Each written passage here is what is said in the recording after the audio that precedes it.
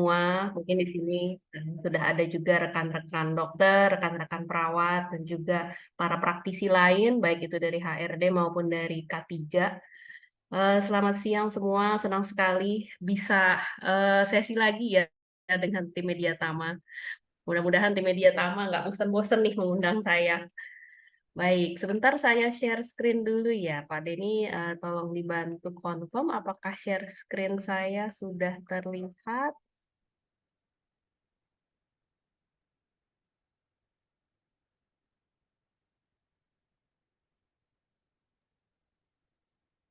Oke, sudah terlihat. Oke, baik. Sekali lagi selamat siang, Bapak Ibu dokter dan rekan-rekan praktisi semua. Tak kenal maka tak sayang ya. Saya punya konsep, saya punya prinsip, kalau nggak kenal tuh nggak sayang. Apalagi kalau baru pernah dengar namanya. Nah, perkenalkan ini CV singkat saya. Saya di sini telah menyelesaikan pendidikan saya sebagai dokter dari Atma Jaya dan sudah mengambil pendidikan S2. Yang pertama sebagai occupational health, kedokteran kerja di UI, lalu juga sudah ada pendidikan kedua dari University of Michigan, Master and Fellowship terkait quality rumah sakit. Dan sekarang saya sedang mengambil Master of Management Healthcare di UPH. Mudah-mudahan S2 ketiga saya bisa selesai di Desember ini. Berbagai pengalaman juga sudah saya hadapi ya dalam dunia kerja, mulai dari bekerja di TPC, di third party kontraktor, eh, yang saya tidak sebut namanya, lalu juga bekerja langsung di rumah sakit, ya sudah mengalami, bekerja di perusahaan owner langsung ya sudah dialami, sekarang ini bekerja di holding rumah sakit pun juga sudah mengalami. Nah, mudah-mudahan apa yang saya sharekan pada hari ini bisa menjadi sebuah masukan untuk best practice Bapak Ibu dan rekan-rekan semua yang lain ya pada hari ini. Dan bisa sebagai sumber pengetahuan juga. Sebetulnya hak dan kewajiban kita sebagai karyawan itu apa sih terkait dengan medical check up? Apa iya kita cuma dapat hak aja, tidak ada kewajibannya? Tunggu dulu. Ternyata selain ada hak, ada juga loh kewajiban-kewajiban yang memang kita harus berikan ke perusahaan terkait dengan medical check up ini. Nanti setelah selesai sesi akan ada tanya jawab. Silahkan bagi Bapak Ibu dan rekan-rekan sekalian yang mau bertanya langsung maupun bertanya via Q&A bisa langsung ditanya ya Bapak Ibu sekalian. Oke, ini adalah webinar kita pada hari ini, yaitu terkait dengan penyusunan paket medical check-up karyawan bagi perusahaan. Harapannya apa yang saya sampaikan hari ini bisa menjadi masukan ya, bukan cuma bagi pekerja, tapi juga bagi rekan-rekan di sini yang bekerjanya sebagai perwakilan manajemen, baik itu dari sisi K3 maupun dari sisi HRD maupun perwakilan manajemen secara langsung. Jadi supaya lebih bisa memiliki pandangan yang holistik menyeluruh. Apa itu medical check-up? Nah, sebelum saya mulai, ini adalah contoh-contoh berita ya, karena berita artinya memang sudah terjadi ya, dan memang karena terjadinya itu sampai diangkat di media, biasanya kejadiannya ini cukup menarik perhatian. Asumsi saya demikian. Ini adalah berbagai berita yang memang terjadi ya di dunia kerja kita di Indonesia. Jadi ada berbagai resiko yang dialami oleh para pekerja. Ini contoh, pekerja pabrik garmen takut hamil. Alasannya kalau dibaca di beritanya, ternyata kalau mereka hamil, mereka disuruh resign. Karena perusahaan tidak memberikan jatah cuti melahirkan. Nah, ada juga nih kekhawatiran-kekhawatiran seperti para pekerja di proyek IKN. IKN kan adanya kan di daerah Kalimantan ya. Ternyata pada terjangkit malaria. Jadi penyakit malaria ini bisa mengintai ya bagi para pekerja proyek.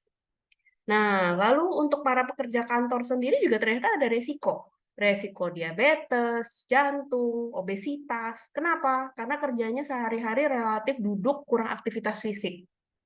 Nah, tapi ternyata ini juga ada juga nih kejadian di mana di salah satu pabrik es krim ada laporan 21 buruh itu keguguran. Karena keguguran ini artinya pasti buruhnya buruh wanita ya. Mereka bekerja, mungkin asumsinya bekerjanya sampai terlalu lelah akibat tekanan kerja perusahaan sampai akhirnya keguguran. Walaupun dari sisi kedokteran penyebab keguguran itu banyak ya, nggak melulu hanya kelelahan kerja saja, bisa juga ada faktor-faktor lain di sini. Tapi ini sampai diangkat nih isunya. Kenapa? Karena sudah 21 orang, mungkin di dalam periode yang relatif dekat yang sudah melaporkan hal yang sama. Nah, lalu bisa juga belum ada laporan terkait dengan kejadian kanker atau kejadian-kejadian yang berkaitan dengan sebuah penyakit. Tapi ternyata sebuah perusahaan sudah memberikan sebuah mitigasi, sebuah upaya untuk deteksi dini. Ini sebagai contoh, pabrik di Sido muncul, dia menjalankan tes IVA. IVA itu jadi pengetesan semacam tes pap smear untuk mendeteksi dini kanker rahim. Ini karena kanker rahim tentunya pada pekerja wanita ya. Nah, ini sebagai gambaran saja kepada Bapak, Ibu, dan juga rekan-rekan semua, apa sih resiko-resiko yang dialami oleh pekerja secara keseluruhan. Nah, satu hal yang kita harus garis bawahi di sini, di tiap perusahaan akan mengalami potensi resiko, potensi bahaya, potensi hazard yang berbeda-beda. Tidak ada satu perusahaan itu betul-betul semua resikonya, semua potensi bahayanya itu sama 100%. Nggak mungkin. Masing-masing perusahaan pasti punya potensi bahaya yang beda-beda, karena berbeda-beda mau tidak mau, maka mitigasinya juga berbeda-beda. Nah, tadi itu kan baru contoh-contoh ininya ya, resikonya ya. Ternyata sudah ada juga kejadian-kejadian. Ini contoh kejadian, ada kejadian leukemia. Ada juga kejadian di sini banyak pekerja mengalami ini ya, tuli akibat noise induce, ini ya ketulian yang akibat noise induce ya. Ada juga di sini buruh-buruh yang mengalami TBC. Ada juga ternyata sudah terbukti ada kanker. Nah, kalau misalnya memang sudah terjadi penyakit-penyakit seperti ini kita di Indonesia menyebutnya sebagai satu hal penyakit akibat kerja. Kalau sudah sampai terjadi penyakit akibat kerja, artinya itu satu hal. Yang pertama, pekerja yang mengalami penyakit akibat kerja kemungkinan besar akan mengalami sebuah kecacatan yang sifatnya permanen. Kemungkinan besar. Yang kedua, tentunya pekerja ini berhak untuk mendapatkan kompensasi dari perusahaan. Kenapa? Karena ternyata penyakit yang dia alami itu adalah akibat dari hazard yang tidak terkontrol di perusahaan tersebut. Nah, ini jadi garis merahnya apa nih, Dok? Sudah bicara soal ini. Jadi, sebetulnya salah satu upaya, jangan sampai kita muncul ada penyakit akibat kerja seperti ini, adalah kita mau ada upaya untuk melakukan monitoring secara rutin, melakukan evaluasi secara rutin. Caranya dengan apa? Salah satu caranya tentu dengan medical check-up. Sekarang kita bicara dulu terkait myths and facts terkait dengan medical check-up ya. Yang pertama, ada yang bilang katanya medical check-up hanya wajib di fase pre-employment. Benar nggak dok seperti itu? Salah jawabannya. Jadi medical check-up itu dibedakan jadi 3. Ada medical check-up pre-employment atau prakerja, ada medical check-up berkala, ada juga medical check-up khusus. Jadi bukan cuma pre-employment saja ya, Bapak Ibu dan rekan-rekan semuanya ya. Jadi medical check-up-nya itu ada 3 jenis. Lalu myths yang kedua, medical check-up itu ditanggung oleh pekerja atau minimal 50-50. Yang betul itu seperti apa? Nah, ternyata yang benar adalah medical check-up itu ditanggung oleh pemberi kerja. Bisa aja nih ada pertanyaan, dok, karena saya outsourcing, jadi yang harus menanggung medical check-up saya itu siapa ya? Pemberi kerja dari owner-nya atau perusahaan outsourcing-nya? Jawabannya, pada kasus-kasus memang outsourcing, maka yang wajib memberikan medical check-up adalah perusahaan outsourcing tersebut.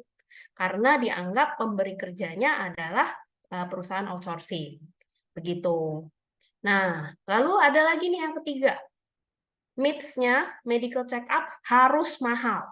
Apa iya harus minimal harganya 3 juta, 3,5 juta, 2 juta? Apa iya seperti itu? Ternyata tidak. Paket medical check up-nya bisa menyesuaikan dengan hazard yang dialami oleh pekerja di perusahaan tersebut dan juga disertai dengan kebijakan perusahaan. Bisa saja perusahaan punya kebijakan, ya sudah kita melakukan medical check up adalah untuk semua karyawan, tapi paketnya dibedakan. Katakanlah untuk paket yang pekerja kantoran, paketnya pemeriksaannya parameternya ABC. Tapi untuk pekerja yang ada di lapangan, pemeriksaannya paketnya ABCDEF. Lalu untuk paket pemeriksaan untuk pekerja yang lain, itu kita bedakan lagi. Itu tidak masalah, karena memang adalah hak dari kebijakan perusahaan untuk menentukan sebetulnya parameternya itu apa sih yang mau kita cek. Nah, sekarang myths yang keempat. Myths yang keempat, hanya pangkat tinggi yang dapat benefit medical check up. Nah, ini tidak benar. Yang benar adalah medical check up itu adalah wajib bagi seluruh pekerja. Wajibnya ini tadi kembali ke facts yang pertama ya. Medical check up-nya ada 3, pre-employment, berkala, dan khusus. Begitu. Nah, jadi pelaksanaannya ada apa aja sih untuk medical check up sendiri? Tadi sudah sempat dibahas, kita ada namanya medical check up prakerja. Prakerja itu definisinya pemeriksaan kesehatan dilakukan oleh dokter kepada seorang pekerja sebelum dia melakukan pekerjaan atau diterima di perusahaan. Nah, untuk pemeriksaan kesehatan prakerja itu ada ciri khusus. Ini akan menentukan apakah seseorang itu dapat diterima bekerja atau memenuhi kondisi fisik untuk melakukan pekerjaannya atau tidak. Kalau misalnya ternyata dia tidak memenuhi kondisi fisiknya, artinya dia tidak bisa diterima kerja ya, Dok? Bukan begitu, bisa saja diberikan diskresi dari manajemen bahwa pekerja ini walaupun sudah diketahui sebelumnya dia memang tidak sehat, dia diberikan diskresi boleh tetap diterima tapi dengan catatan tertentu. Itu nggak masalah. Yang penting ada pihak di sini yang bersedia memberikan diskresi saja.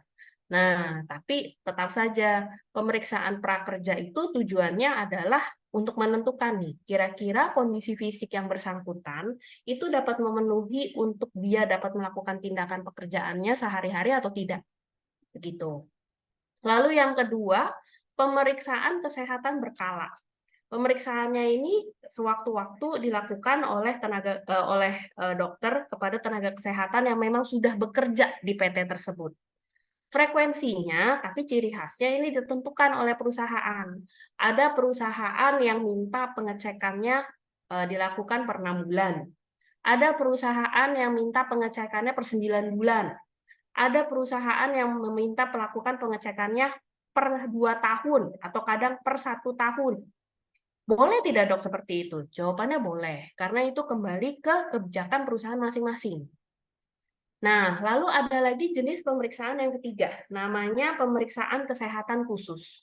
Untuk pemeriksaan kesehatan khusus ini tidak bisa diberlakukan pada semua pekerja. Jadi memang seorang dokter perusahaan atau HRD sudah menentukan ada pekerja-pekerja yang quote unquote dianggap mendapatkan resiko kerja yang lebih tinggi. Dianggap kondisi kesehatannya saat itu kurang baik, maka dia harus menjalani medical check up yang lebih sering dibandingkan yang lainnya. Lebih sering ini bisa juga dengan parameter yang lebih detail atau yang lebih mendalam dibandingkan dengan teman-temannya yang lain. Apakah boleh dok? Apakah itu artinya bukannya ini ya sebuah ketidakadilan? Loh, bukan begitu. Ini artinya adalah perusahaan punya concern lebih bahwa memang orang ini itu dianggap memiliki potensi untuk mengalami penyakit akibat kerja lebih tinggi, berpotensi untuk mengalami sakit yang lebih besar karena kondisi kesehatannya, maka secara otomatis dia akan dijadwalkan untuk dapat medical check up yang lebih sering dibandingkan yang lain. Nah, ini boleh dicatat ya, Bapak Ibu dan rekan-rekan semua yang lain. Dasar-dasar peraturan MCU pekerja itu ada apa saja? Total ini ada 1, 2, 3, 4, 5, 6, 7. Total ada 7 peraturan yang mengatur terkait dengan MCU pekerja.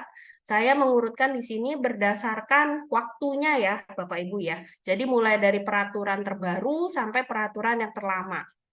Nah, tapi ada satu hal yang Bapak, Ibu, dan rekan-rekan semua harus catat betul-betul dari seluruh peraturan ini.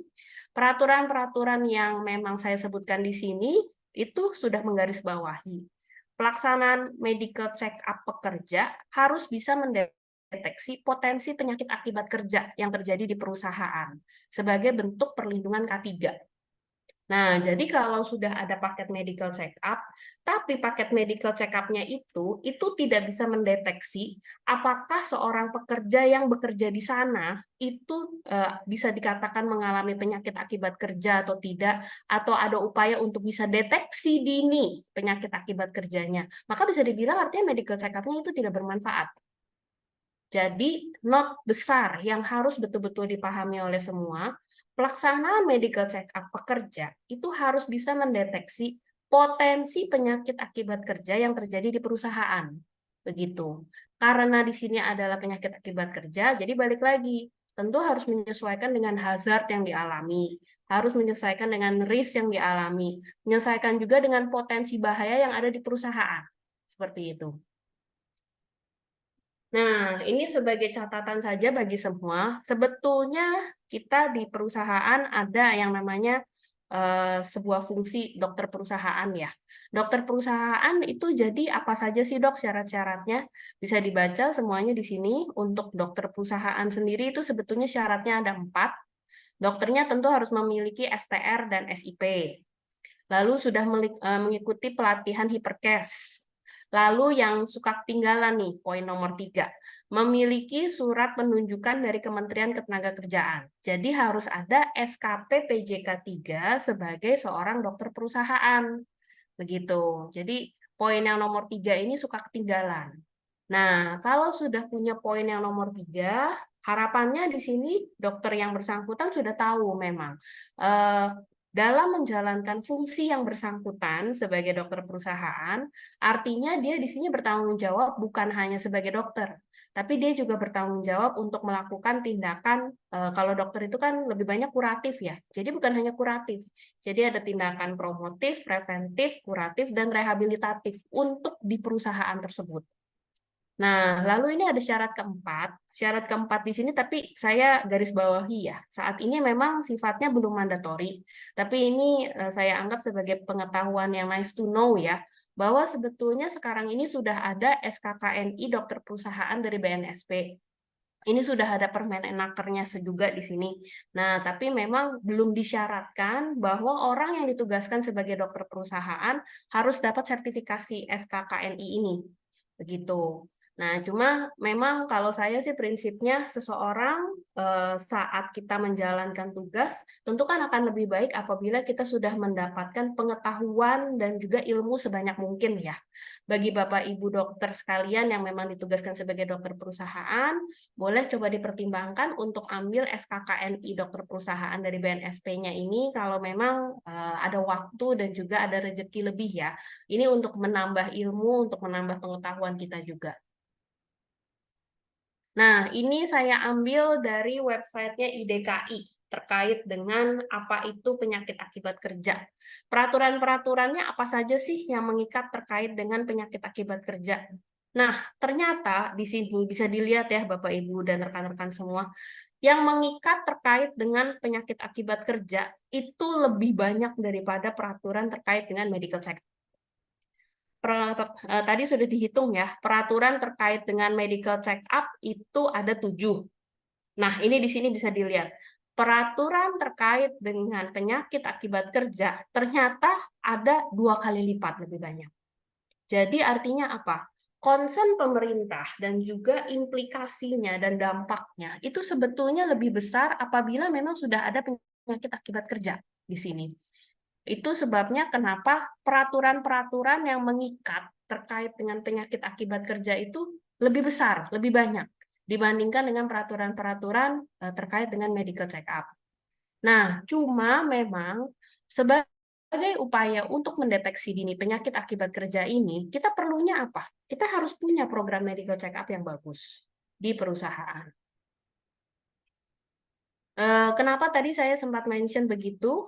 Di sini kita bisa lihat bersama dalam proses penentuan penyakit akibat kerja, Sebetulnya kan ada memang 7 tahap ya, 7 step penentuan proses, penyakit akibat kerja. Nah, bisa dilihat di sini, ternyata memang untuk penentuan penyakit akibat kerja, ada 4 hal yang memang kita harus lihat. Kita harus mempersiapkan hazard identification, kita harus lihat juga evidence base di sini, apakah memang iya, sebuah hazard itu memang menimbulkan penyakit berdasarkan jurnal-jurnal penelitian terbaru. Kita juga lakukan penghitungan lingkungan.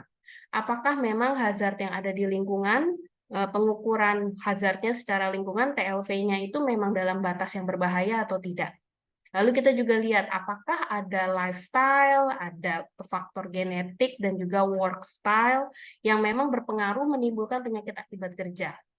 Nah, bisa dilihat di sini, dari 4 step yang memang dibutuhkan sebagai upaya kita untuk menjaring atau mendiagnosa penyakit akibat kerja, empat-empatnya ini kita bisa ukurnya dengan satu hal, paling gampang sebetulnya, yaitu dengan medical check-up pada pekerja. Ini sebagai contoh saja upaya health risk assessment pada pekerja. Di sini tentunya kita harus lakukan pemetaan dulu ya, Bapak Ibu dokter sekalian. Jadi pada saat kita memang mau membuat sebuah paket medical check up, waduh dok, kalau begitu apa nih yang saya mau cek? Parameter-parameter apa yang saya perlu lihat? Nah, kita di sini harus melakukan sebuah tindakan yang namanya health risk assessment. Berdasarkan health risk assessment ini, kita akan lakukan pemetaan. Pemetaannya tentu kita harus lihat dari potensi bahaya yang dialami. Bahaya fisikanya apa saja, bahaya kimianya apa saja, bahaya biologinya apa saja, bahaya ergonomi ada atau tidak, bahaya psikososialnya seperti apa. Apabila memang sudah dilakukan health risk assessment dengan baik, kita akan lihat. Jadi berdasarkan risiko-risiko bahaya yang ada di lokasi kerja, selama proses kerjanya mereka, apa saja yang memang kita harus cross check lebih lanjut. Jangan sampai, ini sebagai contoh ya, sebagai contoh. Katakanlah seorang pekerja pabrik. Seorang pekerja pabrik, dia ada tindakan memang harus melakukan tindakan berulang, gerakan berulang di bagian bahu dan juga di bagian lengan. Karena tindakannya ini adalah tindakan repetitif yang berulang, maka artinya yang bersangkutan ada potensi bahaya ergonomi. Nah, jangan sampai pada saat perusahaan tersebut sedang melakukan pemeriksaan medical check-up, pekerja-pekerjanya tidak dilakukan pengecekan bagian bahu dan juga pengecekan bagian lengan. Kenapa? Karena potensi dia mengalami cedera, potensi dia mengalami penyakit akibat kerja, itu banyaknya kalau potensi bahayanya ergonomi di kasus ini tentu artinya ada di bagian lengan. Jadi begitu Bapak Ibu dokter sekalian. Pada saat kita mau menentukan paket medical check-up, kita harus tahu dulu pemeriksaan apa, parameter apa, hazard apa yang mau kita cek, begitu. Jadi kalau misalnya kita nggak tahu gitu, oh ya udah saya ikutin aja paket dari PTX, ya hazard dari PTX sama hazardnya tempat kerja Bapak Ibu dokter sekalian bisa jadi berbeda. Jadi betul-betul harus dipastikan apa yang dicek itu sesuai. Nah, ini sebagai masukan juga ya. Jadi pada saat pada kasus yang tadi, kalau misalnya memang sudah diketahui dia ada tindakan repetitif berulang pada pekerja pabrik tersebut, sudah diketahui juga nih di bagian bahu. Artinya, ini masukan aja ya. Artinya pada pekerja itu harus dilakukan tindakan pengecekan Apley test. Apley test itu adalah tindakan pengecekan bagian bahu. Nah, knowledge seperti ini itu harus ada pada saat kita mau bertanya, pada saat kita mau melakukan pengecekan, oh parameter apa nih yang kita mau cek. Begitu. Jadi maksud saya, inilah pentingnya betul-betul di tempat kerja masing-masing harus sudah dilakukan pengecekan health risk assessment yang ideal. Nah, ini contoh-contoh parameter medical check-up-nya. Anamnesa. Anamnesanya tentu kita juga harus lihat ya, bagaimana yang bersangkutan lifestyle-nya seperti apa, resiko dalam keluarganya seperti apa. Lalu kita juga lihat lifestyle di sini tentu termasuk kebiasaan merokok, kebiasaan-kebiasaan lainnya itu seperti apa. Lalu kita juga lihat di sini, katakanlah memang salah satu upaya di perusahaan kita untuk penanggulangan hazardnya, katakanlah ya misalnya, adalah terkait dengan penggunaan APD. Boleh ditanya, menurut persepsi yang bersangkutan, kepatuhannya untuk melakukan pemakaian APD setiap tugas, itu sudah baik atau belum? Atau jangan-jangan bisa aja dia pakai APD-nya juga ya kebetulan kalau misalnya lagi ada yang mengawasi baru dipakai gitu, jadi compliance-nya rendah. Nah, itu sesuatu yang memang sudah harus termasuk ditanyakan pada saat anamnesa. Nah, pemeriksaan fisik. Boleh saja kita sebagai, katakanlah manajemen, sebagai HRD, sebagai pihak K3, itu request ke perusahaan penyedia jasa pelayanan medical check-up-nya, kita minta untuk mereka melakukan pemeriksaan fisik tertentu. Sebagai contoh, tadi saya sudah kasih contoh, salah satunya untuk pemeriksaan bahu, namanya Apley test. Apley test itu kita mau lihat apakah memang ada gangguan di bagian bahu atau tidak. Pemeriksaan-pemeriksaan fisik ini sifatnya berbayar atau enggak? Ya tentu tidak, karena kan memang sudah bagian dari pemeriksaan fisik. Nah, tapi dari catatan pemeriksaan fisik ini, itu sebetulnya kita bisa mendapatkan data yang sangat banyak. Contoh lain, misalnya di pemeriksaan fisik, bisa saja pada saat kita sudah tahu pekerjanya banyak melakukan angkat-angkat berat. Nah, kalau angkat-angkat berat di sini resiko bahaya apa yang mungkin terjadi? Tentunya di sini potensi bahayanya adalah low back pain ya sebagai contoh.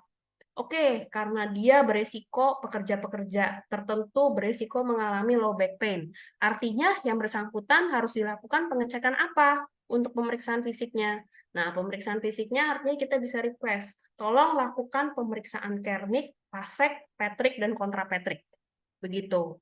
Nah, ini nih sesuatu yang memang nggak mungkin kan si perusahaan medical check up-nya yang datang yang bilang, oh ini kita akan lakukan pemeriksaan fisik. Nah, harus dari kita, dari manajemen, dari HRD, dari K3-nya, yang memang mention bahwa ini loh, kita ada risiko untuk pekerja-pekerjanya mengalami ini. Nah, nanti ada pemeriksaan-pemeriksaan fisik khusus yang kita bisa request untuk dilakukan di pekerja kita. Supaya kita bisa tahu nih, ini ada penyakit akibat kerja atau tidak. Begitu. Nah, contoh lain yang ketiga di sini pemeriksaan laboratorium. Nah, ini sebagai contoh aja saya mau kasih contoh, ini contoh yang agak jelek ya.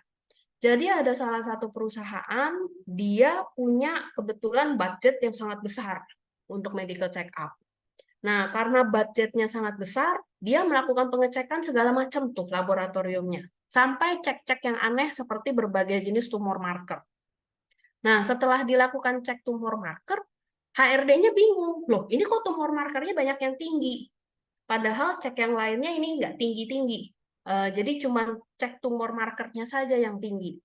Nah, itulah contoh jeleknya. Kenapa kita tidak boleh minta request cek sembarangan? Karena tumor marker itu sebetulnya nilai dari segi kedokterannya ya, tidak bisa untuk diagnosa penyakit tertentu. Jadi sifatnya itu sebetulnya tumor marker itu sudah harus ada diagnosanya dulu nih, sudah harus ada kecurigaannya dulu nih. Misalnya pada penyakit pada orang-orang yang memang sebagai contoh ya, dia ada curiga penyakit hati. Boleh kita cross check tumor marker hati. Kita untuk lihat nih, oh ini kira-kira ada arah-arah ke arah kanker hati atau tidak. Nah, tapi kalau orangnya sehat-sehat aja, terus kita cek tumor marker, bisa aja nanti jadinya false positif. Nah, itulah betul-betul memang cek laboratoriumnya harus sesuai dengan kebutuhan yang memang hazard yang ada di perusahaan. Ini sebagai contoh. Akan lebih baik kalau misalnya katakanlah kita sudah tahu di perusahaan tertentu sudah ada hazard di sini kita menggunakan bahan-bahan kimia yang hepatotoksik, jadi yang toksik terhadap hati.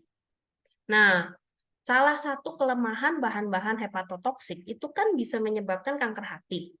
Boleh tuh pekerja-pekerja tertentu memang kita cross-check lebih detail, katakanlah dengan tumor marker hati, kita cross-check juga dengan fungsi-fungsi hati yang lengkap. Jadi jangan cuma yang dasar aja seperti SGOT, SGPT, tapi kita ceknya secara lengkap.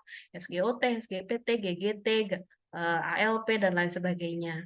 Begitu. Jadi laboratorium ini pun juga harus kita cross check ya, kita harus lihat ya, sebetulnya yang memang kita butuhkan itu yang mana dan apa. Nah, sekarang pengecekan radiologi. Pengecekan radiologi juga kita harus sesuaikan dengan kebutuhan kita. Bisa saja di sini contoh, ada pekerja-pekerja yang contoh memang ditempatkannya di ini ya, di perusahaan yang punya debu. Eh, Salah satu hazardnya adalah debu silika. Contoh misalnya di perusahaan-perusahaan yang bergeraknya di bidang batu bara. Nah, boleh nggak mereka selain cuma di ronsen biasa, kita lakukan ronsen yang sinarnya sinar rendah. Kenapa? Supaya kita bisa mendeteksi apabila memang ada endapan debu silika tertentu begitu pada pekerja. Nah, coba dikonsultasikan dulu, coba di cross check dulu dengan hazard-hazard yang ada di tempat kerja supaya kita pemeriksaan radiologinya pun bisa sesuai dengan kebutuhan. Nah, lalu lanjut ya, EKG. EKG sendiri di sini bukan cuma EKG ya, sebetulnya kita juga ada treadmill. Ini perlu betul-betul diperhatikan di sini. Sebetulnya semakin lama kan orang semakin muda ya, yang sudah terdeteksi untuk penyakit serangan jantung. Ada juga orang yang masih muda, umur 35 ke bawah, kondisinya terlihat sehat, tidak ada gangguan, tidak ada ini ya tanda-tanda bahwa akan serangan jantung. Tiba-tiba di tengah sedang kegiatan atau di tengah acara ada kejadian.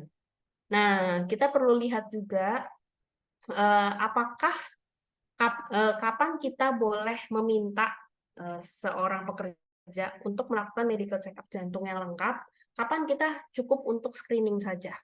Coba dilihat berdasarkan ini ya, pola penyakit yang ada di perusahaan tersebut selama beberapa tahun terakhir. Apakah memang polanya itu baik atau memang polanya itu sudah kelihatan nih. Wah, ini kemungkinan orang-orang ini nih banyak nih yang ada kejadian-kejadian metabolik. Ya sudah, kalau begitu lebih baik kalau memang ada dananya, lebih baik pengecekan jantung lengkap gitu. Lalu untuk audio dan spirometri, ini ya, dikhususkan untuk orang-orang yang sudah mengalami gangguan pendengaran dan juga sudah mengalami gangguan ini ya, ada resiko mengalami gangguan pernapasan. Untuk yang memang sudah diketahui bekerja di lingkungan yang di daerah bising, di daerah dengan gangguan ini ya, dengan paparan debu, harus ini dilakukan pengecekan audiometri dan spirometri. Dan yang ada catatan khusus nih untuk audio dan spirometrinya. Audio dan spirometrinya ini harus dilakukan secara rutin, minimal 1 tahun sekali. Kalau sudah terdeteksi, katakanlah dia memang ada gangguan pendengaran ringan, ada baiknya dilakukan pengecekannya bahkan 6 bulan sekali atau 3 bulan sekali, tergantung dengan derajat keberatannya. Gitu. Saya lanjut dulu. Ini adalah contoh dari paket-paket medical check-up yang ada di perusahaan-perusahaan ya. Seperti yang sudah saya jelaskan tadi, parameternya bisa berbeda-beda, tergantung dengan kebutuhan. Ini saya sebagai contoh, ada dibedakan antara pekerjanya yang organik dan non-organik. Ada yang dibedakannya berdasarkan usia. Ada yang dibedakannya berdasarkan dengan kategori apakah dia masuk MCU khusus, MCU pre-employment, atau MCU berkala. Ada yang dibedakannya berdasarkan departemennya.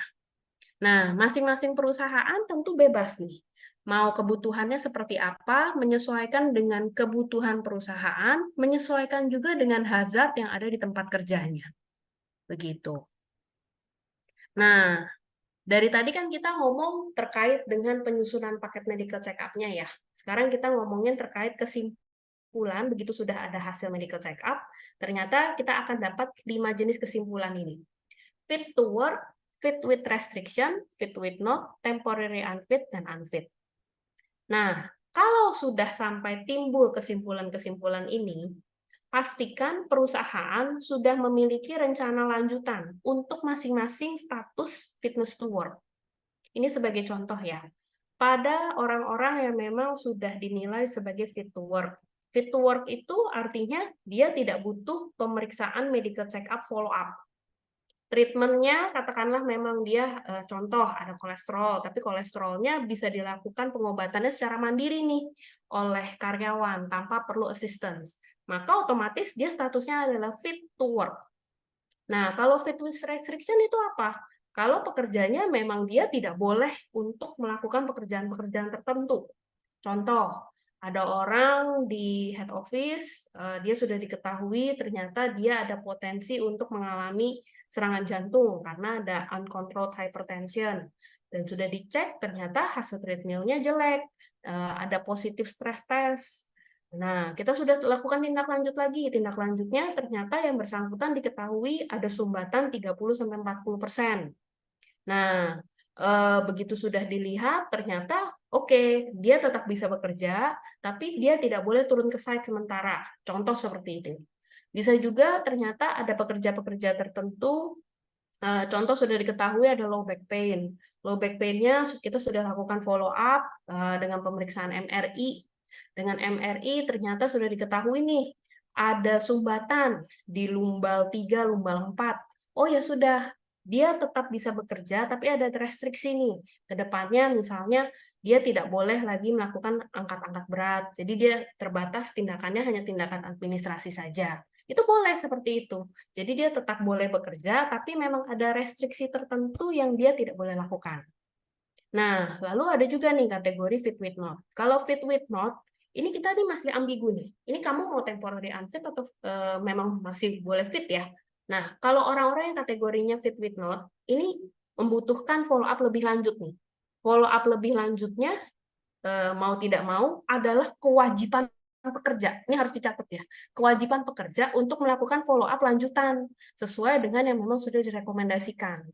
Nah, para HRD betul-betul harus sadar nih, pada saat ada catatannya itu adalah fit with not, kan ada catatan-catatan khusus. Catatan-catatan khusus ini betul-betul harus diawasi. Apa sih pemeriksaan lanjutan yang memang harus dilakukan oleh karyawan tersebut? Kalau karyawannya tidak mau pemeriksaan lanjutan, bisa saja dari fit with not, nanti dia statusnya akan turun jadi temporary unfit. Nah, kalau sudah temporary unfit, mau tidak mau sementara waktu tidak bisa bekerja dulu. Nah, kalau tidak bisa bekerja kan nggak enak ya. Ada perusahaan-perusahaan tertentu yang memang sifatnya adalah daily worker, ya kalau sementara waktu tidak bekerja, ya mohon maaf, artinya dia tidak dapat upah. Begitu. Nah, namun tentu saja masing-masing perusahaan akan punya kebijakannya sendiri-sendiri ya. Nah, tapi tidak menutup kemungkinan setelah dia dilakukan follow up lebih lanjut, dilakukan pemeriksaan yang memang sesuai, statusnya bisa naik lagi nih, jadi fit with not, fit with restriction, maupun fit to work. Begitu. Namun di sini yang harus betul-betul digarisbawahi adalah pastikan semua perusahaan itu sudah memiliki rencana lanjutan. Kalau misalnya rencana lanjutannya aja belum ada, ya ngapain dilakukan medical check up? Karena nanti begitu sudah ada kesimpulan, perusahaan ini harus tahu nih, orang-orang yang sudah terdeteksi misalnya fit with not mau diapain. Orang-orang yang sudah terdeteksi fit with restriction mau diapain. Orang-orang yang terdeteksi temporary unfit mau diapain. Begitu. Harus sudah tahu nih, mereka akan dikirimnya ke, katakanlah, ke vaskes yang mana. Karena kan pemeriksaan lanjutannya pasti kan tidak mungkin dilakukan oleh perusahaan sendiri. Pasti kan dikirimnya kan ke rumah sakit tertentu.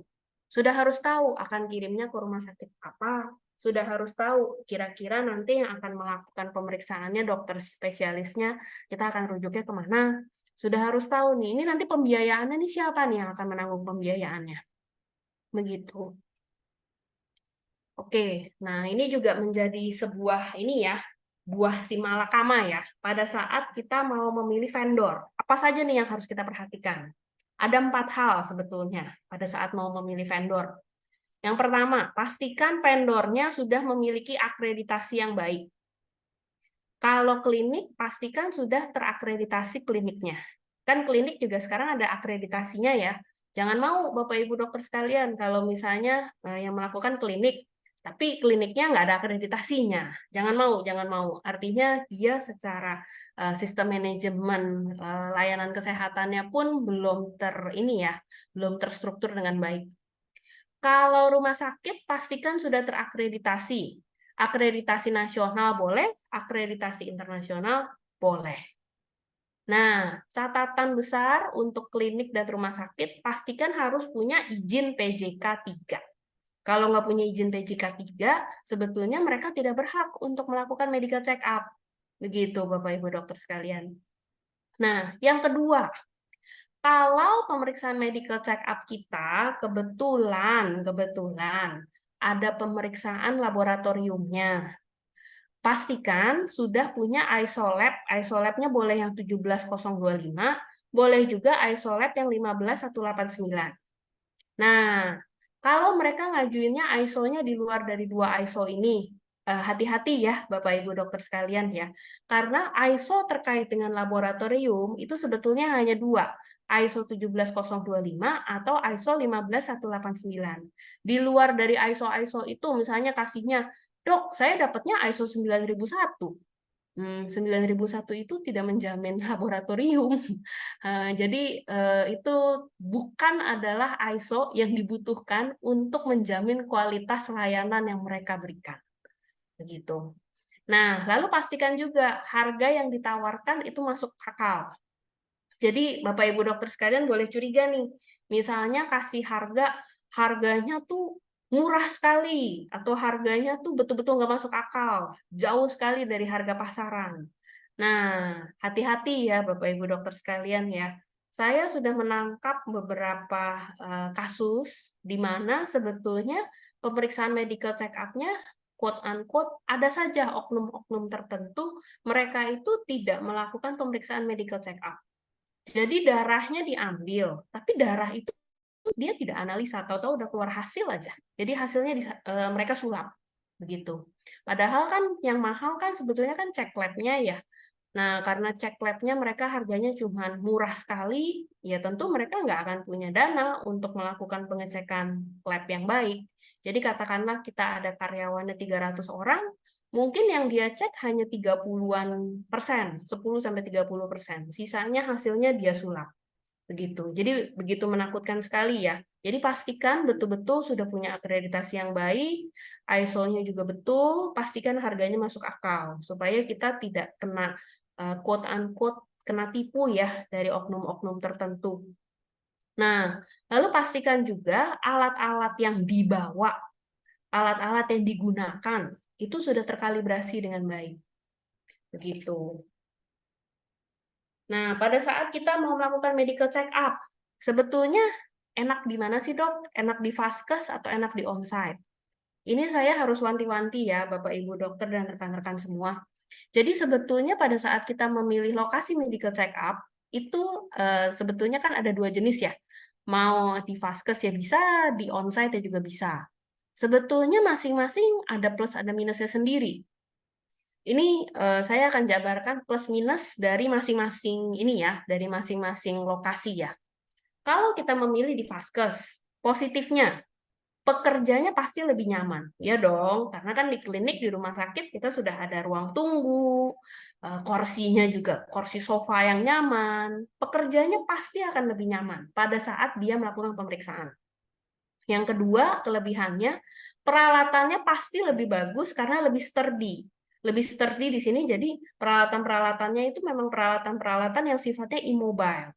Jadi ranjang periksanya ya pasti ranjang periksa yang lebih besar, kamar periksanya ya pasti kamar yang lebih bagus, bukan cuma bilik. Lalu peralatan-peralatannya juga mungkin peralatan yang lebih bagus, karena peralatannya memang peralatan yang lebih berat. Kalau kita di onsite kan pasti kita pilihnya peralatan-peralatan yang gampang dibawa dan ringan ya, begitu. Nah, suasananya pasti lebih kondusif untuk pemeriksaan. Jadi nggak terlalu ribut, karena ruang periksanya juga ruang periksa yang bagus, ruang tertutup, pasti pada saat pintu ditutup, ya sudah, kita itu tidak mengalami ribut-ribut, kita tidak mengalami kebisingan yang tidak perlu. Ini terutama penting pada saat kita mau melakukan pemeriksaan audiometri ya, Bapak Ibu dokter sekalian. Jadi kalau kita ruangannya itu di dalam ruang periksa yang ada di vaskes, tentu mereka kan pakai chambernya chamber yang besar, chamber yang kedap, yang penurunan noise reduction rate-nya mungkin sudah 30-40 desibel. Itu kan mau nggak mau pasti kan punya berat chamber, punya volume chamber yang lebih besar daripada chamber yang sifatnya mobile. Nah, pasti akan lebih kondusif, hasil periksanya akan lebih akurat. Nah, sampel dan hasil pemeriksaan itu juga akan lebih terjamin bisa tersimpan dengan baik. Kenapa? Karena kita sudah lakukan biasanya kalau misalnya memang di Vaskes ya, kita sudah dengan e-medical record. Jadi kan semua datanya sudah tersimpan di komputer. Nah, bisa juga kita sudah paperless nih, karena paperless ya sudah terjamin, nggak mungkin nanti tertukar-tertukar antara satu yang lain, atau ternyata ada catatannya yang hilang. Kenapa? Karena prosesnya semuanya kalau di Vaskes pasti akan lebih rapi. Tapi juga ada negatifnya. Negatifnya di sini, bisa saja ada waktu yang terbuang karena pekerja harus menuju lokasi. Saya udah ada kejadian, jadi kebetulan ada pekerja saya itu diminta untuk melakukan medical check up. Kebetulan areanya itu di area Tanjung Duren. Dia datangnya ke Tanjung Barat. Nah, jadi bisa aja tuh ternyata pekerjanya nyasar begitu. Jadi itu bisa digunakan sebagai alasan, bisa juga baik itu disengaja maupun tidak disengaja. Jadi itu juga harus diperhatikan ya. Ada kemungkinan nyasar, ada kemungkinan mereka terkendala macet, terkendala hal-hal lain yang sifatnya ini sebetulnya di luar dari ini ya kendali kita secara penuh ya. Karena kan terkait dengan kemacetan dan lain-lain itu kita nggak bisa ini kan juga. Nah, kalau misalnya pekerjanya ini di pabrik, bisa saja artinya karena mereka harus pergi ke fasilitas kesehatannya, baik itu klinik maupun rumah sakit, artinya sementara waktu akan ada downtime. Nah, kemungkinan downtime ini sebetulnya kita bisa ini ya, kita bisa mitigasi dengan cara kita atur shift-nya supaya di pabrik itu tetap ada produksi yang berjalan, walaupun produksinya ini mungkin lebih minimal ya dibandingkan dengan pada saat tanpa medical check up. Nah, cuman kita bisa atur begitu. Nah, jadi kemungkinan adanya downtime ini sifatnya masih kemungkinan saja. Nah, makan waktu lebih lama ini kalau dihitung pada saat dia menghabiskan waktu di Vaskes dengan perjalanan menuju Vaskesnya. Kalau di total secara waktu pasti akan lebih banyak kalau yang bersangkutan memang melakukan pemeriksaan langsungnya di medical check up di Vaskes.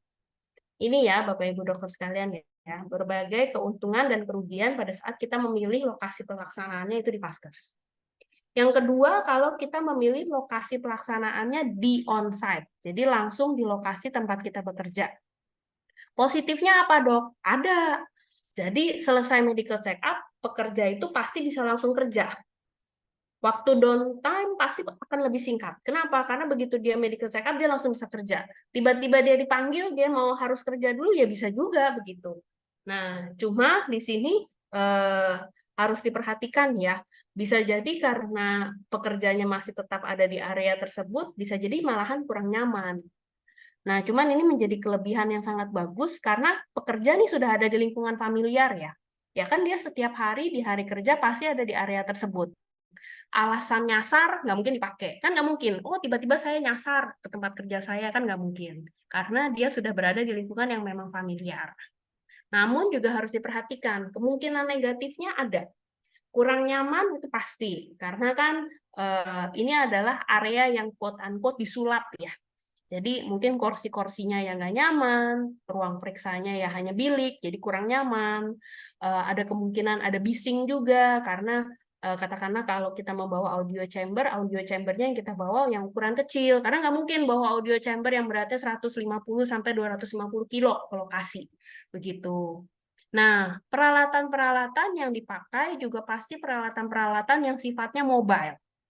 Definisi peralatan yang sifatnya mobile itu pasti peralatan yang relatif lebih kecil, peralatan yang relatif lebih ringan.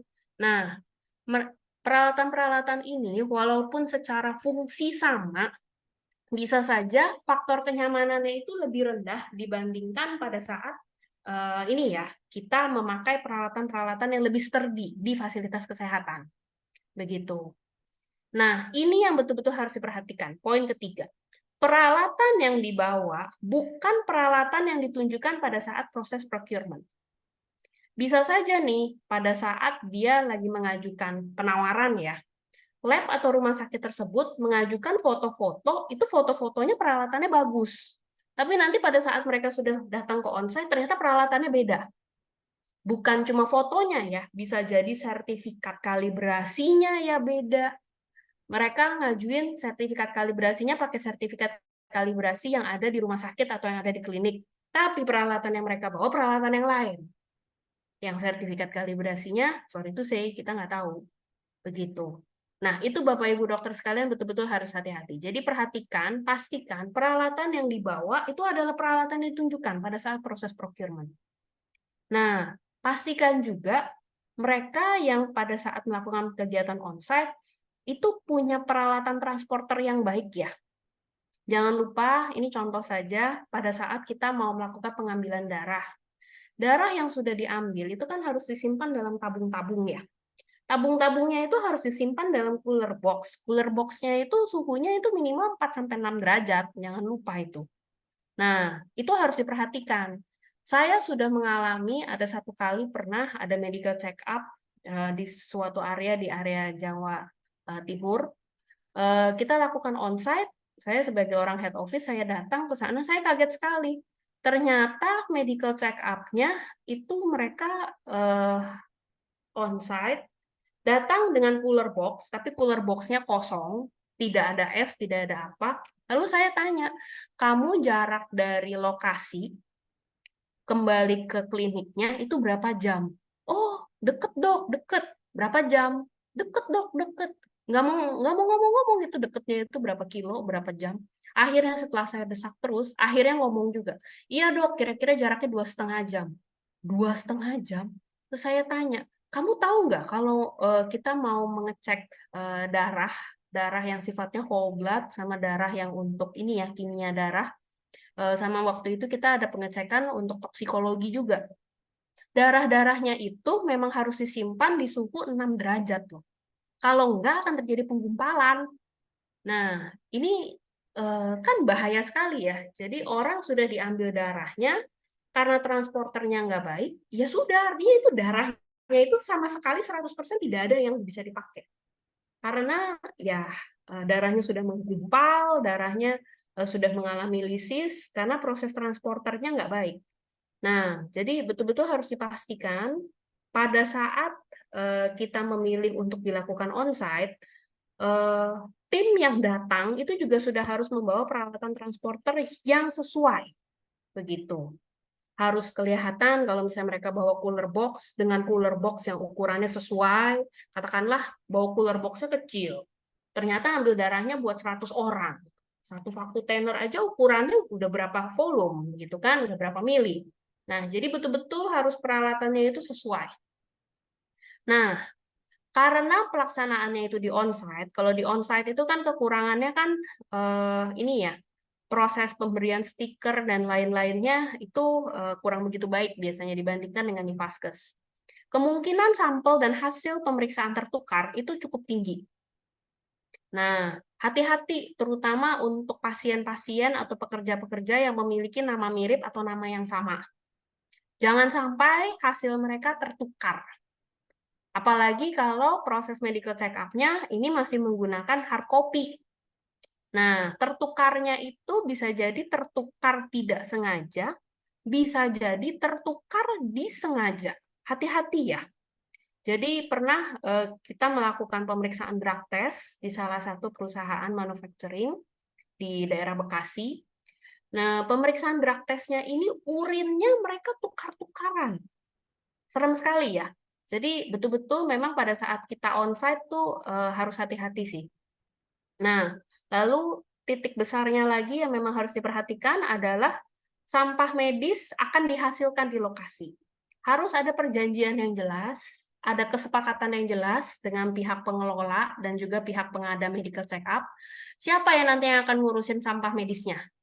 Apakah sampah medisnya itu yang urus adalah pihak pengelola medical check-up-nya, jadi mereka akan bawa, atau bagaimana? Atau ternyata sampah medisnya akan dibuang oleh pihak perusahaan. Itu harus disepakati dulu di depan. Kira-kira nanti mau pengaturannya seperti apa.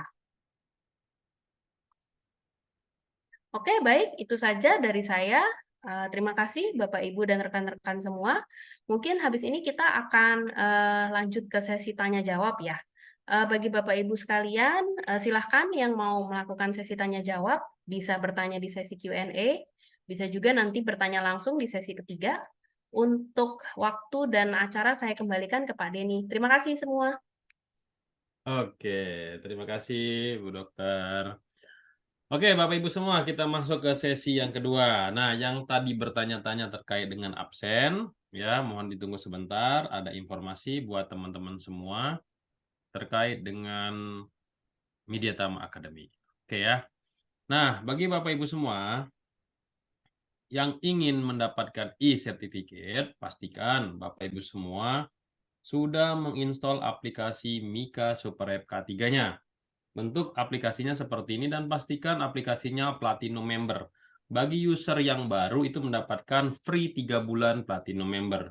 Nah, bagi teman-teman yang tertulisnya Silver di sini berarti sudah melebihi 3 bulan. Jadi Bapak Ibu semua harus mengupdate ya. Mengupdate-nya dengan melakukan pembayaran ya terkait dengan Silver ini. Untuk yang 1 tahun ya ini ada pembayarannya. Nah, nanti masuk ke sini upgrade Platinum 1 tahun hanya 99.000 aja.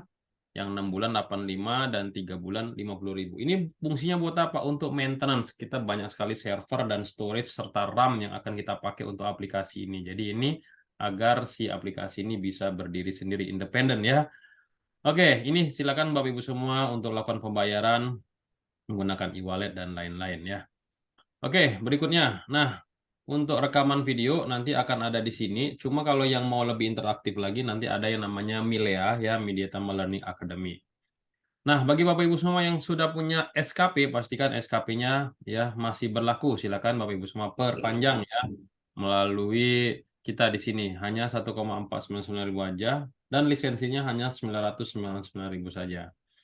Nah, bagi Bapak Ibu semua perusahaan yang mau SMK 3 kita ada paketnya untuk kontraktor sama untuk pabrik ya, untuk SMK 3 dan ada juga untuk langsung dapat 4 sertifikasi SMK 3, 9.001, 14.001 dan 45.001. Nah, bagi teman-teman semua yang ingin bekerja di bidang K3, pastikan teman-teman punya sertifikasi ahli K3 umum ya. Ini kita ada di bulan Oktober nih. Pastikan teman-teman bisa join di sini untuk yang online ya. Kita ada diskon 1.150.000. Jangan lewatkan kesempatan ini ya. Atau yang mau tatap muka, boleh juga sama ya, harganya tetap sama dan pelatihannya ada di Jakarta Barat. Nah, kalau teman-teman yang pendidikannya SMA gimana? Ikut yang ahli K3 muda versinya BNSP ya. Nah, ini juga 4 hari aja kalau ahli K3 muda BNSP. Ini ada di bulan Oktober ya, teman-teman ya. Lalu kalau teman-teman sudah punya sertifikat ahli K3 umum, lanjutin ke auditor SMK 3 karena ini menjadi salah satu kelebihan yang teman-teman bisa ceritakan pada saat di interview kerja. Nah, bagaimana dengan pengukuran lingkungan kerja? Ada lagi nih sertifikatnya namanya ahli K3 muda lingkungan kerja. Nanti sertifikatnya dari BNSP, SKP dan lisensinya dari Kemnaker ya. Kalau kita kerja di bidang kelistrikan, teman-teman tamatan SMA bisa ikut yang teknisi K3 listrik. Tapi kalau teman-teman yang pendidikannya S1 atau D3, jangan tanggung-tanggung ikut yang ahli K3 listrik. Ya, ini tatap muka 18 hari ya. Lalu teman-teman kalau bergerak di bidang konstruksi atau kontraktor, nah ini ahli muda K3 konstruksi nih teman-teman untuk tamatan SMA. Lalu kalau misalkan ada rezeki, ada waktu, lanjutin ke ahli madya K3 konstruksi. Nah ini ahli madya K3 konstruksi, pendidikannya wajib minimal D3 ya, dan sudah ahli K3 muda konstruksi terlebih dahulu. Lalu teman-teman kalau mengawasi perancah, teman-teman harus punya certified supervisor perancah, tapi kalau yang membongkar dan memasang perancah, teman-teman harus punya teknisi perancah nama certified-nya. Nah, kalau kita tergabung di dalam tim tanggap darurat, teman-teman join yang petugas peran kebakaran kelas D ya. Atau tanggap daruratnya teman-teman bisa juga ikut yang Fire Safety Manager. Nah, ini juga kita laksanakan di bulan Oktober bagi teman-teman yang satu, gedungnya lebih dari 8 lantai, 2, mempekerjakan lebih dari 500 orang, 3, ya, memiliki kawasan ya pabriknya itu 5.000 meter persegi atau nah ada juga rumah sakit ya yang memiliki sekian tempat tidurnya ya. Nah, ini ada juga nih kewajiban rumah sakit atau gedung tersebut harus ada fire safety manager ya. Oke, ini juga tim tanggung darurat teman-teman ikut yang petugas P3K. Nah, kalau teman-teman mengawasi pekerjaan atau bekerja di ketinggian di atas platform ikut TKBT 2 namanya. Tapi kalau kita bergelantungan di akses tali namanya TKPK 1. Dan kalau teman-teman mengoperasikan forklift, teman-teman ikut yang operator forklift ya, dapat CEO ya di sini ya. Nah, kalau kita kerja di rumah sakit, ada certified namanya Kemenaker, namanya K3 rumah sakit. Ya, atau yang versinya BNSW namanya paramedis K3 muda. Semua diakui untuk akreditasi rumah sakit. Silakan yang mana yang teman-teman lakukan ya. Ini juga harganya mirip-mirip nih. Ini harganya juga udah sama sekarang, udah samain ya. Oke, kalau kita kerja di ruang terbatas, teman-teman ikut yang CSU ya, masuk ke dalam ruang terbatas. Tapi kalau kita mengawasi ruang terbatas, ikutnya CSM namanya. Nah, ini juga kita ada pelatihan upgrading QHSE ya 9.000, 14.000, 45.001 untuk upgrading integrated management system. Oke, ini ya teman-teman ya, ada fitur terbaru dari aplikasi Mika namanya Teman K3. Teman-teman bisa cek nanti untuk cari personil apakah sertifikat kita terdaftar atau tidak. Atau mau daftar ke lembaga pelatihan K3 atau PJ K3 yang lain, teman-teman cek dicari PJ K3. Ini fitur terbaru dari aplikasi ya. Seperti yang Dokter Felis infokan tadi, teman-teman kalau mau cari ya PJ K3 resmi yang punya SKP bisa lewat aplikasi Mika termasuk personilnya ya.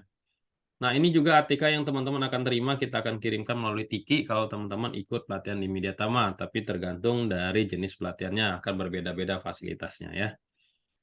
Nah, ini dia aplikasi yang teman-teman bisa juga tonton ya secara mandiri ya, teman-teman.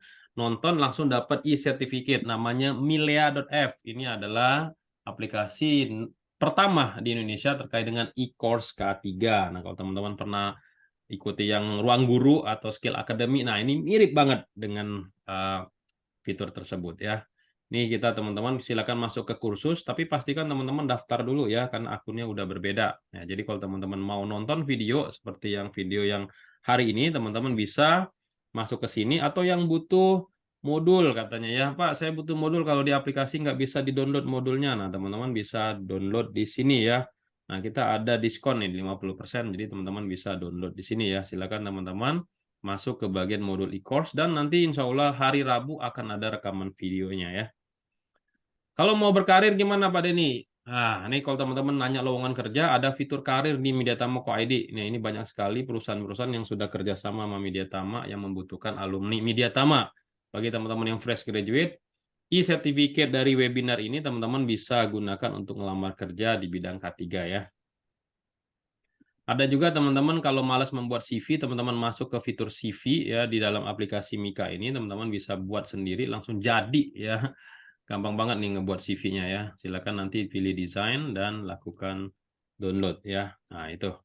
Atau juga teman-teman yang membutuhkan uang saku 3 juta per bulan. Caranya gimana? Silakan referensikan teman-temannya untuk ikut pelatihan di Mediatama dengan klik akun, ada referral di sini.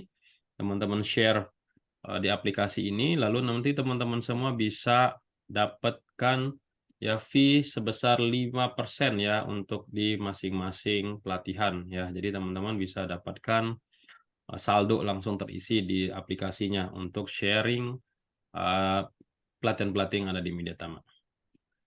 Ya, nah ini ada tombol share-nya, silakan teman-teman di-share ya. Ini ada fitur-fiturnya, unduh proposal dan lain-lain untuk teman-teman dapat info lebih lanjut. Nah, kalau mau training di Mediatama, teman-teman bisa telepon kita di call center 22545432 atau 212638220 atau 589069030 atau langsung ke WhatsApp kita Risma Soka Beni. Jangan lupa di-follow Instagram, Facebook, YouTube, dan TikTok-nya dari Mediatama Academy. Oke, ini juga kalau teman-teman ada sponsor yang menjual APAR, Kota P3, KAP, dan lain-lain, termasuk juga teman-teman yang ingin mengisi materi untuk kolega Media Tama setiap Sabtu, silakan teman-teman hubungi kami di 087873461230. Oke, itu informasinya dari Media Tama. Oke, Bapak Ibu semua, kita akan masuk ke materi yang pertama. Oke, sebelumnya saya akan share dulu ya absen yang ditunggu-tunggu buat teman-teman semua ya. Silakan, oke ini di absennya. Silakan teman-teman semua buka kolom chat yang ada di bagian Zoom-nya ya, chat. Sit. Nah, itu dia. Silakan teman-teman tekan absen di sana dan masukkan kode webinar MCU. Pastikan semuanya terisi biar absennya masuk. Pertanyaan pertama dari Julius SY Pahu. Dok, bagaimana kalau perusahaan tidak melakukan MCU bagi seluruh karyawannya? Nah, kira-kira ada nggak sanksi yang ditetapkan ke perusahaannya kalau perusahaan itu tidak melakukan pemeriksaan kesehatan? Silakan, Dok. Wah, Wah, sanksi. sanksi. Kalau sanksi jawabannya ada, karena memang kan sebetulnya dari ketenagakerjaan ya, dari Kementerian Ketenagakerjaan itu sudah cukup ketat sekali. Mereka itu memang meminta bahwa bukan cuma meminta nih, mempersyaratkan bahwa seluruh pekerja itu diwajibkan untuk melakukan medical check up. Nah, cuma di sini yang harus kita pahami, ini kadang ada loophole-nya ya, Kak Cik Deni ya. Jadi bisa jadi ternyata statusnya orang ini bukan adalah pekerja. Nah, jadi bisa jadi mungkin dia hanya daily worker. Kalau daily worker itu kan tidak tercatat di dalam status perusahaan ini adalah sebagai pekerja tetap ya. Nah, tapi secara garis besar sebetulnya persyaratannya memang medical check up itu wajib untuk seluruh pekerja. Walaupun memang tidak disyaratkan nih, oh harus pemeriksaannya ini apa, pemeriksaannya ini apa. Enggak, sama sekali enggak. Jadi dari Kementerian Kesehatan, dari Kementerian Tenaga Kerja, memang memberikan sebuah ruang bergerak ya bagi masing-masing perusahaan untuk mendesain paket medical check up-nya mereka sendiri-sendiri. Nah, cuma saran saya kalau pada perusahaan tidak melakukan medical check up pada semua pekerja, dua hal yang harus dicek. Yang pertama, PT-nya ini dia sudah terdaftar atau belum di Disnaker. Kalau misalnya memang dia belum melakukan, ada namanya wajib lapor perusahaan ya, wajib lapor perusahaan WLKP. Nah, wajib lapor perusahaan ini kalau misalnya mereka memang belum melakukan, ya memang dia secara hukum tuh belum quote unquote tercatat ya di dalam Dinas Ketenagakerjaan. Nah, pastikan dulu sudah tercatat. Yang kedua, pastikan juga status Anda itu betul-betul adalah sebagai pekerja. Pekerja di sini mau pekerja kontrak ya boleh, mau pekerja istilahnya pekerja tetap ya boleh, tapi adalah betul-betul pekerja. Jadi bukan perbantuan, bukan pekerja harian. Nah, kalau itu statusnya memang bukan pekerja tuh Kak Cik Deni. Dan itu memang mereka sorry to say di undang-undang pun tidak diwajibkan untuk dilakukan medical check up ya. Itu sih. Oke, jadi teman-teman harus digarisbawahi ya, statusnya adalah pekerja ya. Nah, ini juga terkait dengan pelaksana pekerja di sektor konstruksi itu banyak sekali pekerja harian itu dok di sana ya. Jadi mungkin untuk teman-teman yang di kontraktor, pekerja harian pemeriksaan kesehatannya mungkin secara fisik surat keterangan sehat aja kali ya dok ya. Iya, Tidak. iya.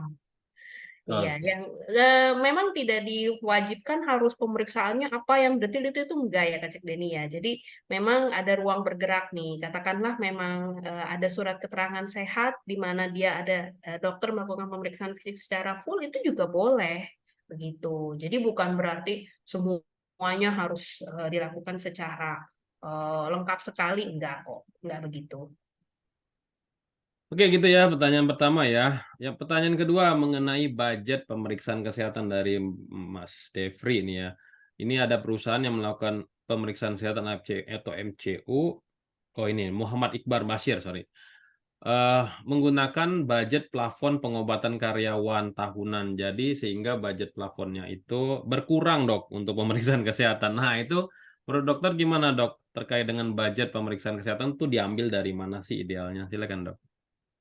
Kalau untuk budget, budget itu sebetulnya dikembalikan ke masing-masing ya, dikembalikan ke kebijakan perusahaan masing-masing. Apakah boleh memotong dari budget plafon? Sebetulnya jawabannya boleh saja, begitu. Karena kan kembali lagi, budget perusahaan itu tuh adalah wewenang dari perusahaan. Nah, namun idealnya saya di sini memberikan saran bagi para praktisi, ada baiknya dipisahkan antara budget untuk medical check up yang dan juga berbagai kegiatan lain yang sifatnya preventif dan juga kegiatan kuratif. Kalau kuratif kan pengobatan ya, begitu. Jadi untuk preventifnya itu bisa jadi medical check up, bisa jadi ada kegiatan pemberian vaksin gitu, dan juga kegiatan-kegiatan lain misalnya kita meminta masing-masing pekerja untuk ikut smoke cessation program ya bagi yang pekerja perokok. Nah, ini sebetulnya ada baiknya sih perusahaan itu memisahkan, jadi pisah dua, preventif satu, kuratif satu. Nah, cuman itu memang nggak wajib sih Kak Cik Deni, boleh saja menggunakan potong plafon pengobatan ya, gitu. Nggak ada Oke. larangan. Ya, Pak Iqbal ya, jadi sah-sah aja untuk perusahaan melakukan pemotongan terhadap bagian plafon untuk pengobatan karyawan. Oke, lanjut lagi. Pertanyaan yang kedua, yang ketiga. Saya pernah bekerja di PT untuk proyek, tapi medical check-up-nya berbayar kalau bekerjanya berhenti sebelum 3 bulan dengan harga 550.000. Nah, ini terkait dengan pemeriksaan kesehatannya, apakah bayar sendiri atau dibayar oleh perusahaan, dok? Silakan, dok. Nah, ini kasusnya kan diminta untuk bayar kalau resign duluan. Nah, itu jujur saya secara pribadi saya setuju. Karena sebetulnya kita membudgetkan untuk medical check up itu tuh kan 1 kali 1 tahun atau 1 kali per 6 bulan. Biasanya demikian. Nah, kalau misalnya ada perusahaan yang minta sebagai garansi, karena kan mereka juga mengeluarkan budget tertentu ya untuk itu ya. Kalau misalnya ada pekerja yang sudah diterima, kemudian dia resign, atau katakanlah memutuskan mengundurkan diri sebelum kontraknya habis. Nah, itu dia dibebankan beban medical check up. Sebetulnya sah-sah saja, karena memang per pekerja itu sudah dibudgetkannya itu kan perorangan, bukannya budgetnya itu budget secara bebas itu enggak. Kita kan ngitungnya per orang. Nah, jadi memang Bapak Ibu sekalian untuk medical check up yang sifatnya prakerja ini betul-betul jangan dianggap main-main ya. Sebetulnya dari pihak perusahaan sendiri pun sudah membudgetkan ini secara jelas. Bukan praktek yang lazim memang kalau misalnya kita memutuskan resign terus kita dibebankan ini ya biaya ya. Namun saya dari sisi manajemen saya bisa memahami kalau ada kebijakan seperti itu. Karena dari sisi manajemen kita sudah berkomitmen, kita membudgetkan nih untuk kamu nih. Nah, tiba-tiba kamu resign di tengah jalan sebelum waktunya. Ya, kamu gantilah gitu biar cengli gitu. Mungkin gitu Kak Cik Deni. Begitu ya teman-teman ya. Jadi pastikan teman-teman semua dibaca lagi kontraknya. Di sana kalau misalkan teman-teman one prestasi belum selesai kontrak tiba-tiba resign, ada kewajiban yang teman-teman harus tanggung ya. Salah satunya adalah membayar hasil pemeriksaan kesehatan di awal. Nah, berikutnya dari Mahfuz Ali Mustafa. Ini pertanyaan menarik juga nih. Jika ada karyawan yang didiagnosa terkena penyakit saat pemeriksaan MCU di perusahaan dan karyawan tersebut harus diistirahatkan sementara, tapi tidak ada fasilitas dari perusahaan seperti BPJS Kesehatan atau klinik yang disediakan oleh perusahaan. Apakah pengobatannya harus ditanggung sendiri atau bisa minta ke perusahaan untuk pengobatannya? Silakan, Dok. Oke, ini saya artinya karena ini sudah harus dirumahkan, saya anggap kasusnya ini sudah temporary unfit ya Pak ya. Nah, karena sudah temporary unfit, saya ingatkan juga sebetulnya dari sisi perusahaan, kita itu ada kewajiban loh untuk masing-masing pekerja sudah didaftarkan BPJS Kesehatan. Boleh di cross check ya terkait dengan peraturannya untuk BPJS Kesehatan tuh sebetulnya sekarang ini tuh semuanya sudah wajib. Jadi kalau misalnya Bapak bilang BPJS Kesehatan pun nggak bisa tanggung, wah itu saya jadi bertanya-tanya tuh, nggak bisa begitu karena memang bahkan sudah sampai perusahaan besar ya, mau itu perusahaan FMCG yang Unilever dan lain-lainnya, perusahaan besar pun itu mereka wajib, BPJS-nya itu tetap wajib gitu. Nah, jadi sebetulnya kalau kita pemeriksaan awalnya, kita bisa gunakan BPJS Kesehatan itu. Nah, memang sebagai penjamin kesehatan, kelemahannya bisa jadi BPJS Kesehatan itu tidak menanggung penyakit-penyakit tertentu. Contoh, kalau penyakitnya ini dicurigai adalah sebagai penyakit akibat kerja, itu penjaminannya beda, itu adanya di BPJS Ketenagakerjaan, begitu. Nah, jadi ada baiknya Bapak coba konsultasi dengan HRD-nya atau dengan dokter perusahaannya, buat surat yang jelas. Jadi di sini Bapak nih yang harus dirumahkan nih akibat penyakit apa? Kalau misalnya memang ini arahnya nih kecurigaan ke arah penyakit akibat kerja, misalnya low back pain yang akibat penyakit akibat kerja, itu kan artinya ditanggungnya oleh BPJS Ketenagakerjaan, bukan oleh BPJS Kesehatan. Nah, tapi kalau mohon maaf, dirumahkannya ini karena alasannya misalnya terkena TBC. TBC kan juga harus dirumahkan. Nah, itu pengobatannya dengan BPJS Kesehatan, Pak, bukan dengan BPJS Ketenagakerjaan. Kecuali Bapak ketularannya itu di tempat kerja. Jadi ada rekan kerja nih, satu tim, semuanya TBC. Nah, itu otomatis penyakit akibat kerja tuh, Pak. Begitu. Jadi, saran saya coba minta surat ke perusahaan, baik itu ke HRD atau ke dokter perusahaan, supaya jelas nih tindak lanjutnya seperti apa. Tapi kalau ditanggung, saya ingatkan perusahaan wajib ya BPJS itu paling minimal. Syukur puji Tuhan kalau kita punya jaminan kesehatan lain di atas BPJS gitu. Misalnya dijamin oleh asuransi apa yang lain. Itu lebih ditanggung lagi, Pak, lebih aman lagi begitu.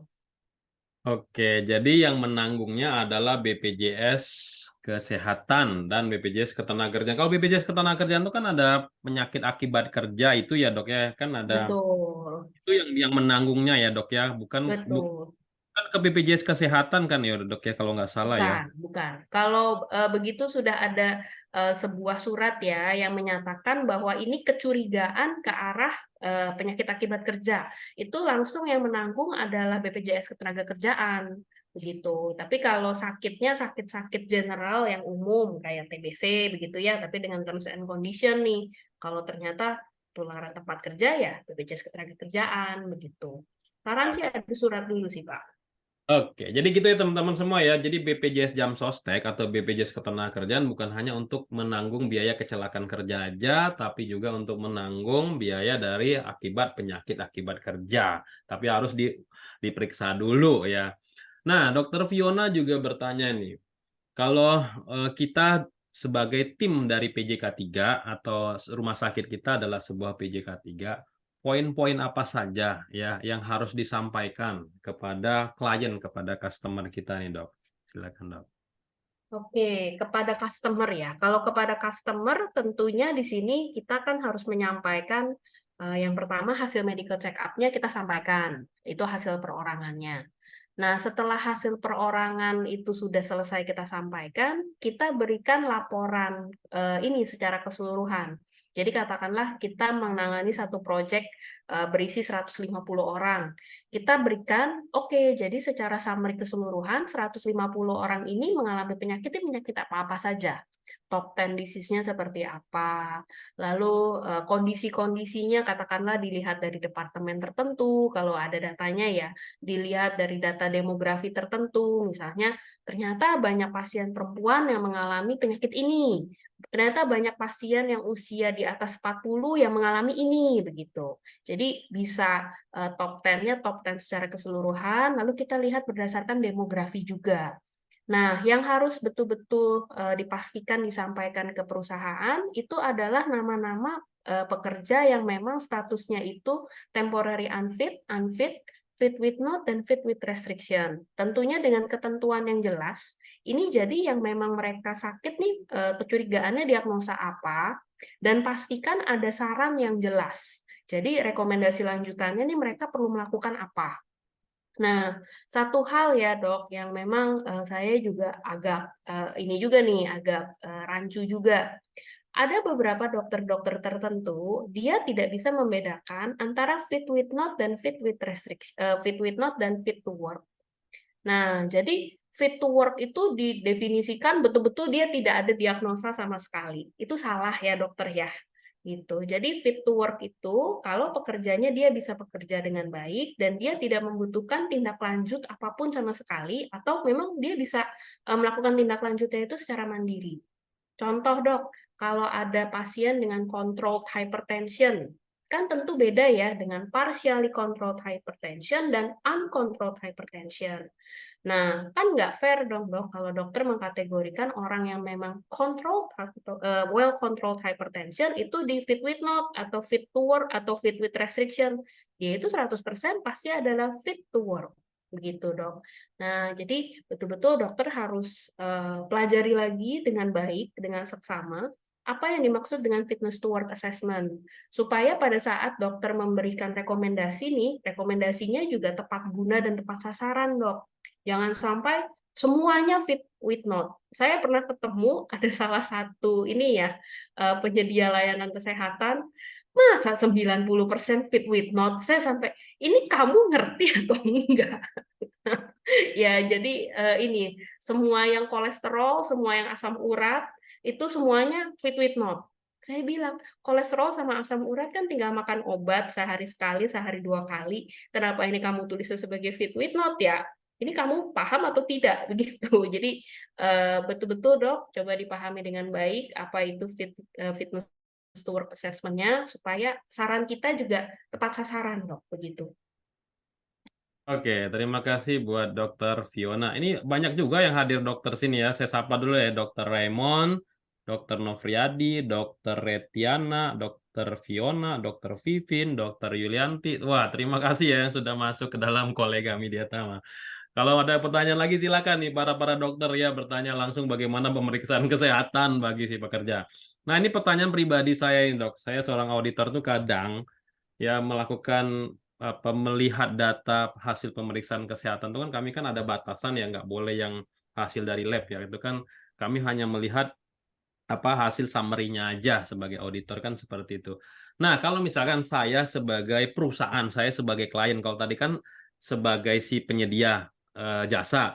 Nah, kalau saya sebagai perusahaan sih, Dok, apa yang dokumen-dokumen apa yang menjadi hak kami ya untuk mendapatkan hasil pemeriksaan kesehatan? Karena ada di dalam SMK 3 itu ada batasan-batasan yang boleh kami lihat, ada yang batasan yang boleh dilihat hanya oleh dokter pemeriksa kesehatan itu aja dan langsung berkonsultasi sama si pekerja. Nah, ini Dok, ini yang menarik nih ya, silakan Dok. Gimana menurut tanggapan dokter? Iya, memang betul sekali ya Pak ya. Jadi ini memang menjadi challenge-nya ya dok. Para dokter sekalian yang ada di sini nih, terutama yang bekerja di perusahaan nih pasti memahami nih. Jadi memang betul sekali perusahaan di sini mereka kalau dibilang tidak ada hak sama sekali itu salah ya. Mereka punya hak dan haknya itu jelas. Mereka itu berhak mendapatkan summary kesehatan secara keseluruhan.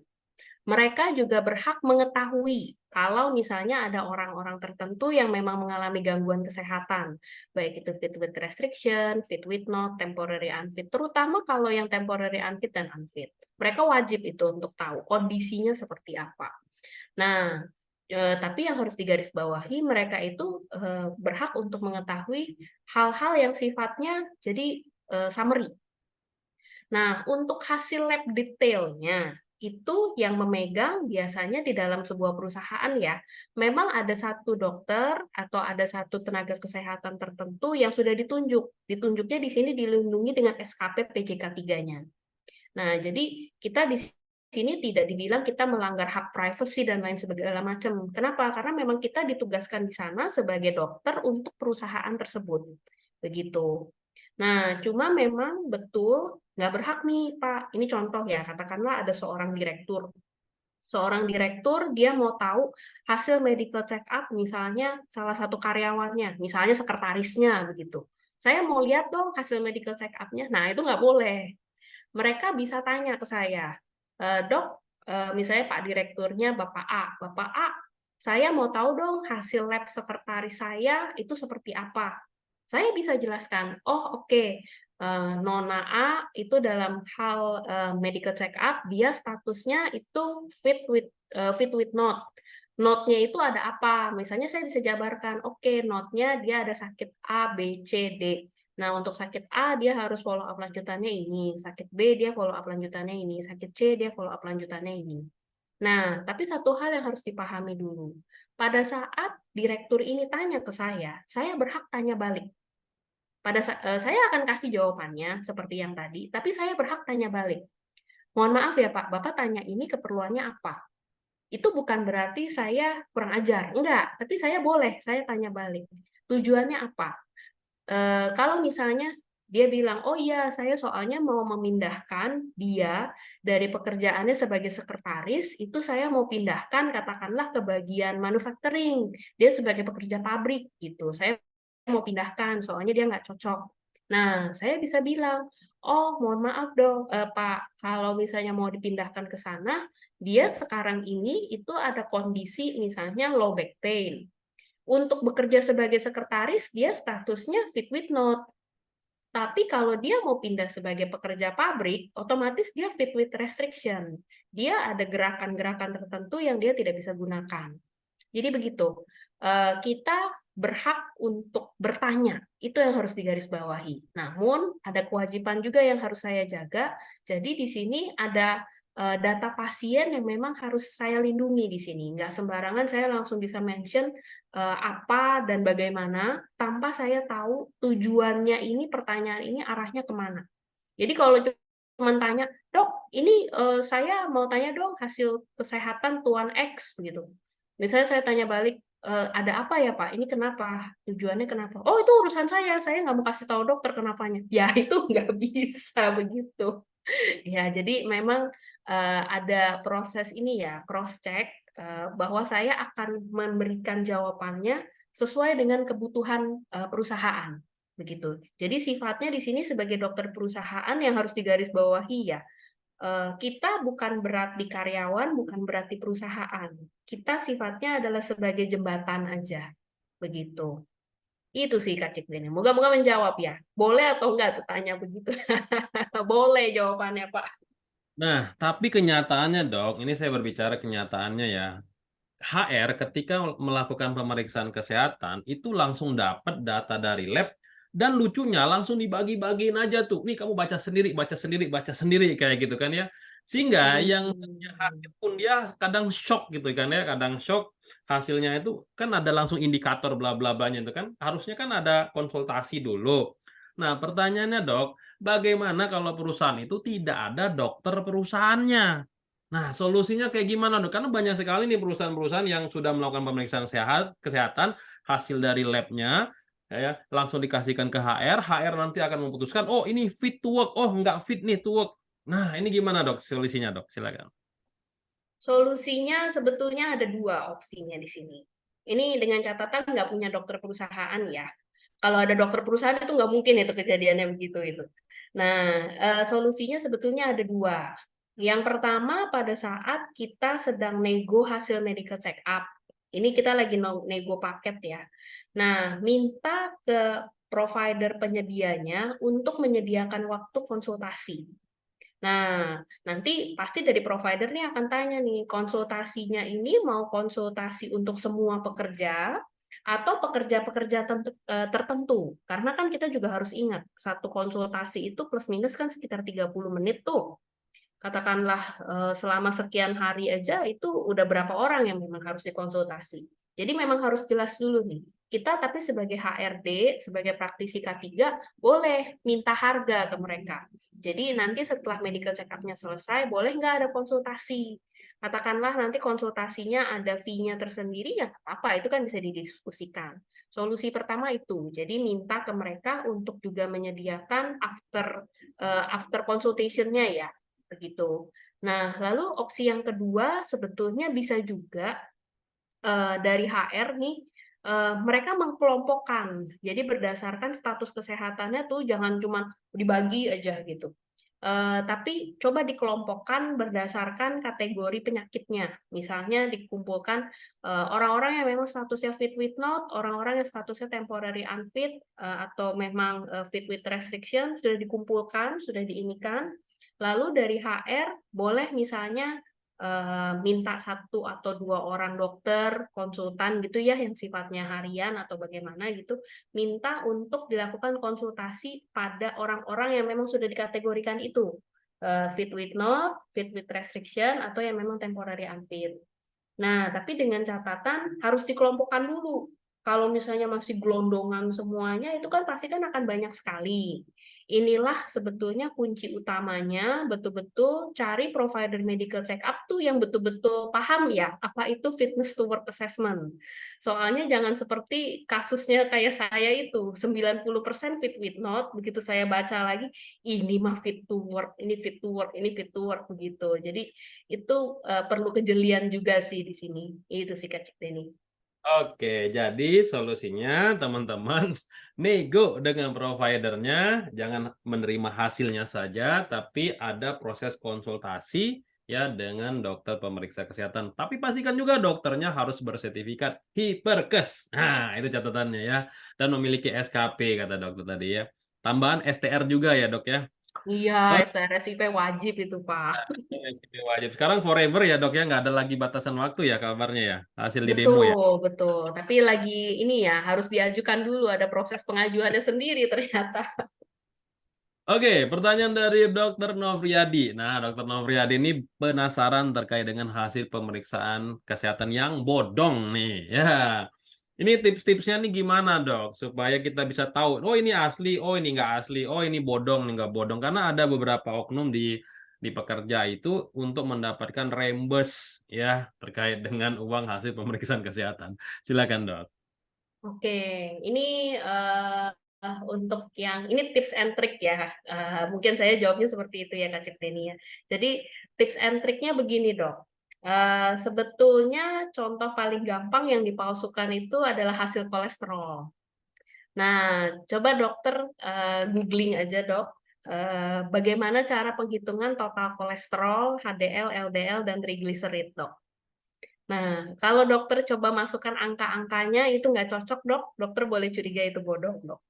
Begitu. Jadi kalau asal tulis gitu, asal tinggi gitu semuanya kan nggak mungkin ya dokter ya. Gitu. Itu tuh salah satu ciri-ciri gampangnya untuk tahu apakah ini bodong atau enggak. Lalu yang kedua, lihat juga dari parameter-parameter pemeriksaan yang memang kita sudah tahu dok secara teori itu ada hubungannya. Sebagai contoh, misalnya hemoglobin dan hematokrit. Hemoglobin dan hematokrit itu kan secara teori kan nilai Hb itu akan merepresentasikan 3 kali Ht hematokrit. Kalau misalnya terlalu jauh, kita boleh curiga nih, wah ini bodong atau enggak nih? Karena kalau lab yang asal-asalan kan teori-teori seperti itu mereka nggak akan tahu begitu. Lihat juga dari pengecekan hasil ginjal. Jangan lupa pengecekan kreatinin, dok. Itu kan juga ada rumusnya, dok, berdasarkan usia, berdasarkan berat badan. Kalau terlalu jauh, itu dokter boleh curiga, dok. Loh, ini kok semuanya kok bagus-bagus begini, padahal dia secara berat badannya yang nggak sesuai, secara umurnya nggak sesuai, begitu. Jadi, itu sebetulnya tips and trick ya, dok, ya, untuk lihat nih hasil lab nih bodong atau enggak. Itu sih, dok. Oke, menarik sekali ya. Nah, ini juga nih banyak sekali pertanyaan dari teman-teman ini banyak yang fresh graduate yang baru ngelamar kerja. Ada nggak tips and trick nih untuk melakukan pemeriksaan kesehatan agar lulus pada saat MCU, pada saat ngelamar kerja? Silakan dok. Ini banyak nih pertanyaannya nih. Oke, tips and triknya ya. Oke, tips and triknya ini dari saya secara pribadi ya. Namun yang harus diingat di sini masing-masing medical check up itu kan punya parameter yang berbeda-beda. Masing-masing perusahaan juga mungkin berbeda-beda ya ketentuannya ya. Tapi secara umum tips and triknya itu ada 4.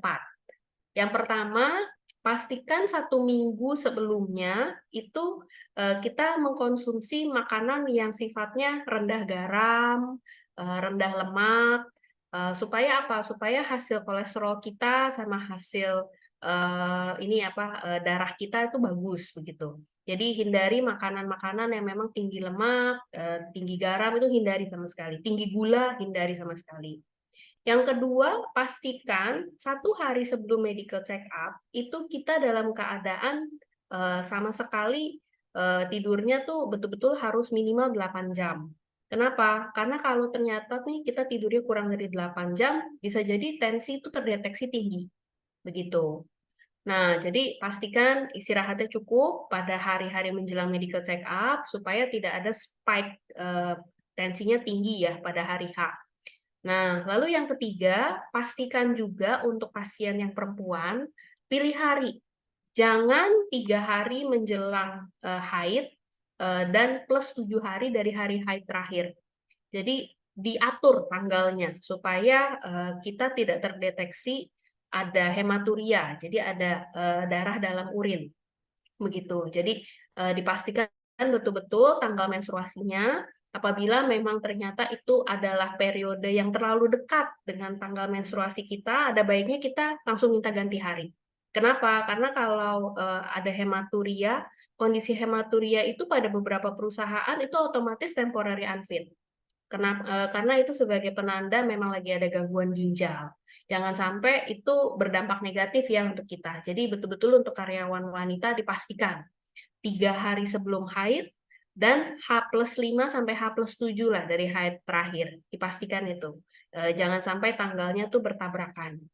Lalu yang keempat, pada saat medical check up, pastikan menggunakan baju yang nyaman. Definisi baju yang nyaman di sini jangan sampai datang ke sana itu pakai korset. Saya pernah waktu itu awal-awal saya bekerja di salah satu third party kontraktor. Di sana saya mengurusi project medical check up. Ada beberapa calon pekerja datang itu pakai korset supaya kelihatan kurus. Nah, begitu saya mau periksa, waduh, buka korsetnya itu, waduh, repot sekali lah. Dan itu tuh sebetulnya tuh ini ya, mengganggu. Karena pada saat korsetnya itu dibuka, ternyata jadi ada luka dan lain-lain di badannya begitu. Jadi lebih baik gunakan baju-baju yang memang nyaman. Nah, korset ini ternyata juga jadinya mengganggu pada saat harus melakukan pemeriksaan treadmill. Kan treadmill kan harus lari, lari. Nah, ini aja naik tangga aja bisa ngos-ngosan kalau korsetnya memang terlalu ketat. Itu sih. Jadi pastikan pada saat memang kita mau melakukan medical check up, gunakan pakaian sopan dan nyaman. Begitu. Nah, ini notes kecil yang kelima, ini yang saya betul-betul garis bawahi, ini tambahan aja. Bagi yang perokok, 1 minggu minimal jangan merokok dulu. Bagi yang alkohol, minimal 1 bulan jangan alkohol dulu, karena kalau ada pengecekan alkohol, itu pasti masih bisa terdeteksi. Hindari penggunaan obat-obatan yang tidak perlu, karena bisa jadi terdeteksi pada saat kita melakukan drug test. Lalu yang paling penting, jangan sampai pada saat di hari H itu kita kalau misalnya memang terpaksa memang harus pakai obat tertentu, langsung di-mention aja. Jangan sampai kita terdeteksi lagi menggunakan obat pada saat kita drug test, yang ternyata itu sebetulnya kita lagi flu atau apa begitu. Jadi please langsung dikomunikasikan aja terkait penggunaan obat-obatan ini. Ini yang nomor 5 ini memang khusus ya. Nah, untuk satu lagi untuk yang pakai tato, beberapa perusahaan itu tidak mau menerima pekerja yang memang ada tato. Tato itu jadi sifatnya tuh sebagai syarat sosial ya. Nah, jadi pastikan dulu nih kalau misalnya memang ada tato ya dihilangkan dulu karena proses menghilangkan kan juga butuh waktu ya. Nah, ini syarat yang nomor 5 ini agak khusus sih memang sih. Gitu Kak Cik Deni. Oke, menarik ya buat teman-teman semua yang para fresh graduate atau para pencari kerja. Nah, ini harus diperhatikan. Kadang kita lulus semua pas pemeriksaan terakhir, pemeriksaan kesehatan nggak lulus. Gara-gara kita misalkan begadang gitu kan ya, makan makanan yang tidak sehat dan lain sebagainya. Oke, ini juga pertanyaan sebenarnya udah dibahas di presentasi Dr. Felis, tapi ini ada juga beberapa yang bertanya, Dok, cara memilih provider atau penyedia untuk pemeriksaan kesehatan ini yang seperti apa, Dok? Karena kan banyak sekali ada yang Prokamu, Paramita Rusadi, itu kan nawarin semua, Dok ya. Oke, tipsnya seperti apa, Dok? Supaya nggak boncos nih ya untuk pemeriksaan kesehatannya. Silakan, Dok. Ya, seperti yang tadi saya sempat mention ya di dalam presentasi ya. Pastikan providernya itu sudah terakreditasi. Karena sekarang ini cukup banyak provider-provider itu akreditasinya mohon maaf nggak jelas. Nggak jelas, kenapa nggak jelas? Karena dia tidak punya izin sebagai fasilitas kesehatan. Nah, jadi pastikan dia harus punya akreditasi yang jelas dulu, mau itu sebagai klinik, mau itu sebagai rumah sakit. Kalau cuma sebagai laboratorium, dia artinya harus punya izin sebagai klinik ya. Karena laboratorium itu tidak berhak melakukan pemeriksaan kesehatan, jangan salah. Jadi betul-betul pastikan sudah ada izinnya ya, izin klinik atau izin rumah sakit. Opsinya cuma 2, klinik atau rumah sakit. Kalau tidak ada izin klinik, tidak ada izin rumah sakit, artinya kamu izinnya nih sebagai apa begitu loh. Kenapa harus ada izinnya? Karena ini nanti terkait dengan tenaga kerjanya. Tenaga kerjanya mau bekerja di sana kan harus punya SIP. SIP itu harus dibuat kita mendaftarnya itu ke fasilitas kesehatan yang memang sudah terregistrasi gitu. Kalau misalnya dia tidak punya izin klinik dan izin rumah sakit, 100% saya bisa jamin maka pekerja-pekerja yang ada di sana pasti tidak akan ada SIP-nya. Begitu. Karena baru bisa punya SIP kalau ada izin fasilitas kesehatan dan izinnya itu memang klinik, rumah sakit Nah, klinik kan bisa ada banyak tuh, ada klinik pribadi, ada klinik utama, klinik apa, klinik apa, klinik apa. Nah, yang penting ada izinnya dulu, gitu. Nah, yang kedua, lab-nya sendiri. Lab-nya itu harus punya bukti bahwa dia itu sudah melakukan kalibrasi secara rutin. Mau secara ISO ya boleh, ISO-nya kan tadi ada 2. Nah, bisa juga lab-lab yang lain itu ada menggunakan tes-tes yang lain, tes dari CAN ya bisa, sertifikasi CAN bisa, sertifikasi yang lain bisa. Tapi yang paling bagus kalau saya perhatikan sebetulnya berdasarkan ISO. ISO-nya khusus ya, jangan yang 9001. Kalau 9001 itu bukan ISO lab. Begitu. Jadi ISO yang 17025 atau 15189. Nah, lalu juga pastikan juga nih harganya masuk akal. Jangan asal murah. Misalnya ada cek kolesterol harganya 10.000. Nah, saya buka-bukaan aja di sini. Kos dasar ya, unit kos kita di rumah sakit, di klinik aja. Itu pemeriksaan lab itu bukan 10.000. Unit kosnya aja tuh kalau kita mau ambil darah, kita hitung vakutenernya, kita hitung reagennya, kita hitung listriknya, kita hitung biayanya. Itu termurah itu 14.300. Nah, kalau ada lab itu berani keluarin harga kolesterolnya cuma 10.000, saya tanya, itu unit cost-nya kamu ngitungnya gimana ya? Karena saya sudah hitung loh, vakutener harganya per piece-nya berapa, alat suntiknya, kita hitung alkohol swab, tenaganya, kita hitung alatnya, reagennya, dan lain sebagainya. Itu unit cost-nya, kolesterol itu satunya itu 14.300. Lebih murah, saya rasa sih sulit gitu sih. Nah, jadi pastikan harganya itu masuk akal. Kalau harganya itu nggak masuk akal sih, kayaknya ini ya, aneh ya. Itu bisa jadi nanti lab-nya tuh asal udah kelihatan ambil darah, tapi ntar lab-nya tahu-tahu keluar tanpa melalui proses pengecekan begitu. Dan itu sudah terjadi sih. Saya pernah menangkap basah itu, karena hasil lab-nya aneh. Nah, lalu yang terakhir yaitu pastikan dia punya PJK 3.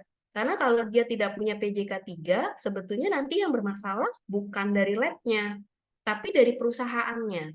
Kenapa? Karena dari perusahaan nanti pada saat ada kunjungan di Snaker akan ditanya, kamu nanti melakukan medical check-up-nya dengan siapa? Katakanlah dengan lab apa begitu. Nanti dia tanya, oke, lab-nya ini sudah terregistrasi PJK 3 atau belum? Begitu kan yang datang di Snaker. Kalau di Snaker kan pasti tanyanya PJK 3. Lain kalau yang datang Dinkes. Nah, tapi kan PT-PT kan yang didatengin Dinkes kan cuman kalau rumah sakit atau klinik, kan nggak didatengin Dinkes. Gitu. Jadi pastikan sudah punya PJK 3. Mungkin syarat utamanya itu sih, Kak Cik Deni. Oke, jadi kalau teman-teman memilih provider, pastikan tadi ya, yang pertama, dia punya izin nggak dari Kemnaker namanya SKP PJK 3 sebagai perusahaan jasa K3 untuk pemeriksaan kesehatan. Lalu yang kedua tadi lab-nya harus punya ISO 17025 atau yang tadi yang satunya lagi. Dan pastikan juga harganya yang standar, jangan sampai terlalu murah ya, dan lain sebagainya. Dok, menurut dokter kira-kira lab yang mobile yang bawa ada mobile yang bawa mobil itu kira-kira seberapa efektif dan apa saja yang bisa diperiksa dari lab mobile itu? Karena ada beberapa perusahaan yang lebih baik lab-nya aja yang datang nih bawa tuh semua alatnya daripada kami semua ke sana kan. Nah, itu ada banyak, Dok. Itu seberapa efektif dan batasan pemeriksaan kesehatannya apa aja, Dok, yang bisa dilakukan secara mobile kayak gitu, Dok? Oke, kalau untuk lab mobile itu sebetulnya kita harus lihat dulu ya. Katakanlah memang di dalam mobil itu sudah ada satu alat mesin analyzer di sana, mau itu chemical analyzer atau hematologi analyzer yang diinstal di mobil itu. Nah, pertanyaannya nanti di sana bagaimana pengecekan dan penyimpanan reagen-reagen untuk chemical analyzer ini? Karena harus diingat, reagen-reagen ini kan harus disimpannya kan di suhu di bawah 6 derajat. Kalau saya tidak salah itu tuh sekitar 2 sampai 6 derajat ini penyimpanannya. Nah, kalau misalnya kita bisa lihat di sana, oh oke, penyimpanan reagennya bagus karena sudah ada kulkas khusus di dalam mobil itu. Itu saya akan yakin. Nah, tapi kalau misalnya datang mobil cuma bawa cooler box, cooler box-nya tapi esnya nggak ada ya. Jadi apanya di cooler box itu saya juga garuk-garuk kepala. Nah, tapi kalau kita lihat sudah ada cooler box tapi ada esnya, lalu kita ukur aja nih suhunya. Ini suhunya suhu yang masih bisa digunakan untuk penyimpanan reagen atau tidak. Nah, kalau misalnya memang ternyata suhunya cukup, ya boleh saja digunakan itu mobile lab. Nah, tapi kalau mobile lab-nya ini penyimpanan suhu reagennya yang nggak bagus, penyimpanan lain-lainnya juga tidak sesuai dengan standar, ya saya sih tidak rekomendasi ya, karena memang kesulitan utama pada saat kita melakukan pemeriksaan lab-nya secara mobile itu penyimpanan reagen, Pak. Reagennya itu kalau disimpannya nggak pas, begitu dia sudah dibuka, dia itu sudah langsung ada reaksi kimia. Karena sudah ada reaksi kimia, ya udah nanti akurasinya si reagen ini untuk mendeteksi parameter tertentu itu sudah menurun gitu. Jadi itu sih yang memang harus diperhatikan. Proses penyimpanannya itu seperti apa? Itu sih. Oke, jadi kalau ada provider yang menawarkan untuk pemeriksaan kesehatan mobile yang langsung datang ke perusahaan teman-teman, coba tanyakan metode kerja untuk melakukan pemeriksaan dan apa saja yang batasan-batasan yang bisa dilakukan secara onsite. Oke, saya buka sesi ketiga untuk bertanya langsung dengan Dr. Felis terkait dengan pemeriksaan kesehatan. Silakan teman-teman semua untuk raise hand, klik raise hand yang ada di layar monitor teman-teman semua supaya bisa langsung berbicara dengan narasumber kita. Oke, saya buka dengan Pak Acep Maulana. Silakan Pak Acep Maulana untuk berbicara. Asep Durrahman, silakan. Asep Durrahman. Oke, Ya, silakan Pak Asep. selamat ya, selamat siang Bu Dokter. Izin bertanya, seberapa sering sih orang boleh ronsen gitu loh?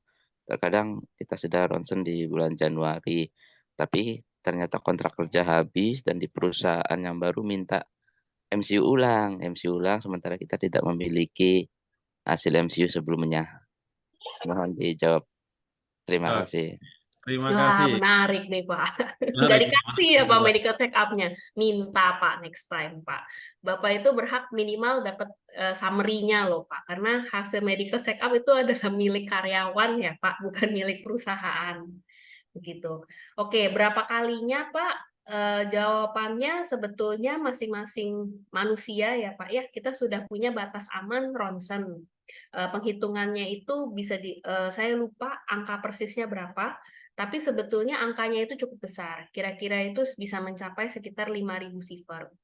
Nah, kalau ditembakkan, kalau mesin ronsen yang biasa, Pak, itu kira-kira kita dapatnya itu sekitar 75. Itu kalau mesin ronsennya itu mesin ronsen yang manual ya, yang biasa. Yang nah, kalau misalnya sudah pakai ronsennya ronsen yang digital. Ronsen yang digital itu nilai ronsennya itu jauh sekali lebih kecil dibandingkan dengan ronsen yang manual yang lama. Kalau yang lama itu sekitar 75, kalau ronsen yang digital itu sekarang itu tuh cuma sekitar 2,5 sampai 5. Maksimal sekali 10, Pak. Jadi bisa dibilang lebih rendahnya itu hampir 50%, lebih dari 100% ya. Sorry, lebih dari 90% ya, lebih rendah ya. Dari 75 ada yang cuma jadi 2,5, ada yang 5, ada yang 10 begitu. Jadi penurunannya itu jauh sekali. Nah, Bapak tenang aja kalau misalnya memang di ronsennya sering, definisi sering di sini katakanlah lebih dari 1 kali ya 1 tahun ya. Bapak itu punya angka aman 5.000, Pak. 5.000 itu kalau untuk ronsen dada saja, katakanlah Bapak ronsen awalnya itu ronsen yang manual ya Pak ya, itu Bapak cuma dapat 75, Pak. 75 ke 5.000 itu jauh, Pak. Begitu. Ya, jadi Bapak tenang aja. Katakanlah mau ronsen ulang 2 kali, itu Bapak cuma dapat 150, Pak, maksimal. Ya, jadi tenang aja. Nggak masalah kok, Pak. Atau gini dok, hasil pemeriksaan yang dahulu itu bisa nggak untuk dipakai untuk di next perusahaan berikutnya? Karena ada yang nanya juga, hasil dari pemeriksaan kesehatan itu berapa lama dok untuk berlakunya dok? Masing-masing perusahaan akan punya kebijakannya sendiri-sendiri, tapi di perusahaan saya yang sekarang, Pak, selama pemeriksaan medical check-up-nya itu dalam periode kurang dari 3 bulan terakhir, itu dia tidak perlu ulang. Hmm, Gitu. Tapi ada perusahaan tertentu, ada yang jangkanya itu 3 bulan, ada yang jangkanya 6 bulan. Tapi kalau misalnya memang sudah lebih dari 6 bulan, secara kedokteran sih itu memang sudah tidak lagi representatif ya biasanya ya. Jadi beberapa PT sih mau sih nerima kalau masih jangkanya 6 bulan ya. Cuma kalau sudah di atas 6 bulan, saya pribadi memang nggak rekomen. Tempat saya sekarang sih kita syaratnya 3 bulan, Pak. Oke, jadi maksimum 6 bulan ya, karena tergantung juga dari perusahaannya masing-masing. Oke, pertanyaan berikutnya tadi dari Acep Maulana. Acep Maulana, ini kita punya waktu sedikit lagi. Silakan Pak Acep, dari mana? Dari Lampung, Pak. Ya, silakan Pak Acep. Iya, Pak, saya kan dari koperasi karyawan, Pak. Mau bertanya 3 sih. Pertama, apakah koperasi karyawan ini wajib untuk melaksanakan MCU? Karena kan koperasi karyawan ini adalah perusahaan yang kecil ya.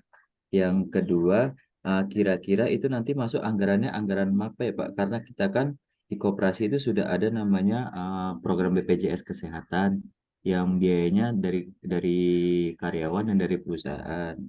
Lalu yang ketiga, bagaimana cara untuk bilang ke atasan kami supaya kami bisa mengajukan MCU itu apabila memang MCU itu wajib bagi seluruh perusahaan, Pak. Bu Dokter, mungkin itu pertanyaan dari kami. Terima kasih. Oke, silakan dokter mengenai budget untuk pemeriksaan kesehatan untuk karyawan koperasi. Lalu cara ngomongnya sama manajemen kayak gimana?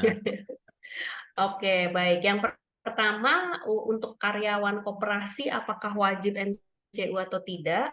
Yang pertama saya saran coba di cross check dulu ya Pak ya, status koperasinya itu sebagai apa?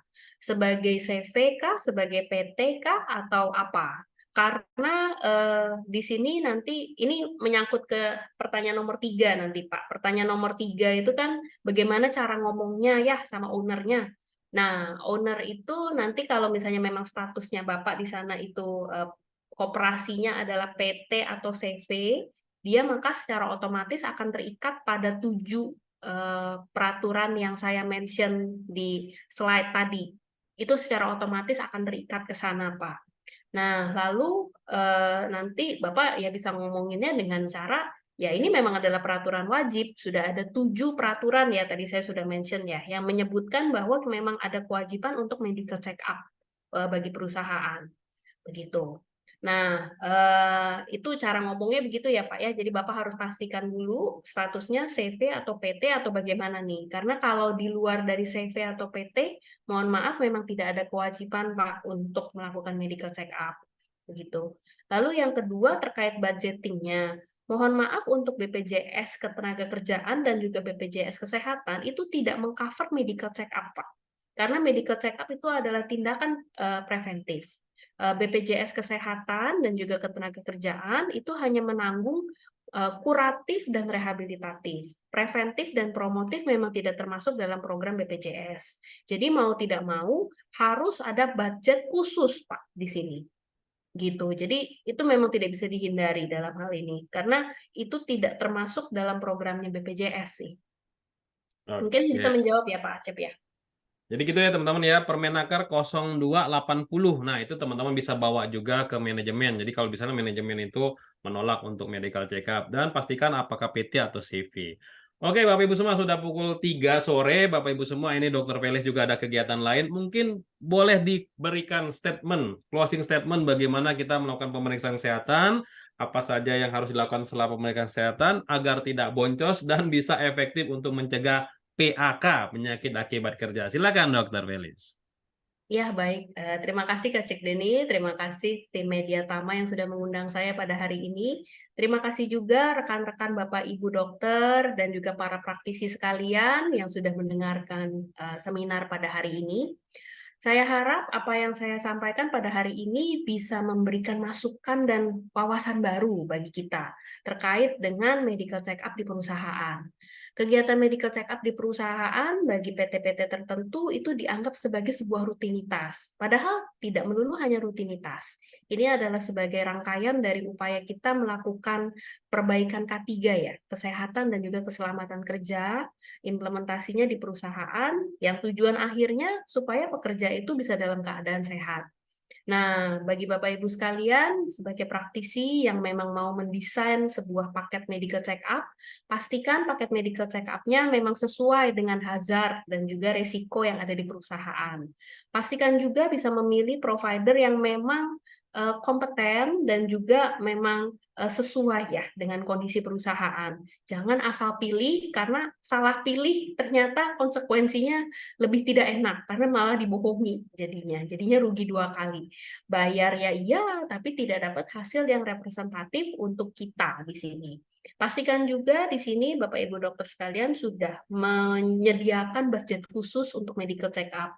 Baik itu budget pengobatannya maupun budget follow up-nya, karena walaupun pemeriksaan lanjutan sebetulnya bisa dikombin dengan BPJS Kesehatan dan BPJS Ketenagakerjaan, proses medical check up sendiri itu tidak bisa serta-merta dikombin langsung dengan BPJS, karena itu adalah sifat yang tindakannya preventif.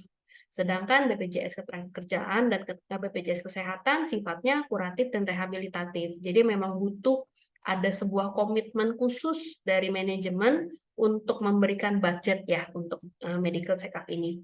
Itu saja dari saya. Mohon maaf apabila selama berjalannya acara ada pertanyaan-pertanyaan yang tidak sempat dijawab, ada kata-kata atau tindakan saya yang tidak sengaja maupun disengaja menyinggung. Mohon maaf sekali lagi. Semoga kita di lain kesempatan bisa bersua kembali ya untuk sharing ilmu ini. Mungkin itu saja Kak Cik Deni, terima kasih. Oke, terima kasih dok. Ini ada yang menyampaikan juga di dalam kolom chatnya, katanya untuk pemateri hari ini luar biasa dok. Materi yang terbaik Terima yang pernah kasih, terima dengar, kasih. Pak Muhammad Yusuf. Terima kasih banyak dok atas pemaparan dengan sangat baik. Oke, terima kasih Pak Yusuf ya. Oke, Bapak Ibu semua ya, luar biasa kita hari ini ya. Jadi kalau misalkan Bapak Ibu semua ada kesulitan untuk terkait dengan e-certificate, pastikan Bapak Ibu semua nanti bisa chat di Mas Arif ya. Tapi Mas Arif lagi ini ya, lagi training ya. Mungkin akan ada slow respon. Next webinar Sabtu depan teman-teman pastikan join lagi di pukul 1 sampai dengan pukul 3 sore, dan pastikan teman-teman klaim e-certificate-nya melalui aplikasi Mika Suprep K3 dan harus platinum member. Dan pastikan juga sudah absen hari ini. Oke, itu jadi dari saya Denny. Saya Felicia, terima kasih. Oke, terima kasih buat Bapak Ibu semua. Saya akhirin billahi taufiq wa hidayah. Wassalamualaikum warahmatullahi wabarakatuh. Selamat sore, sampai jumpa Sabtu depan. Selamat Terima sore kasih. semua. Mari, salam K3. Salam. Izin live ya Kak Cik Deni. Mari. Ya.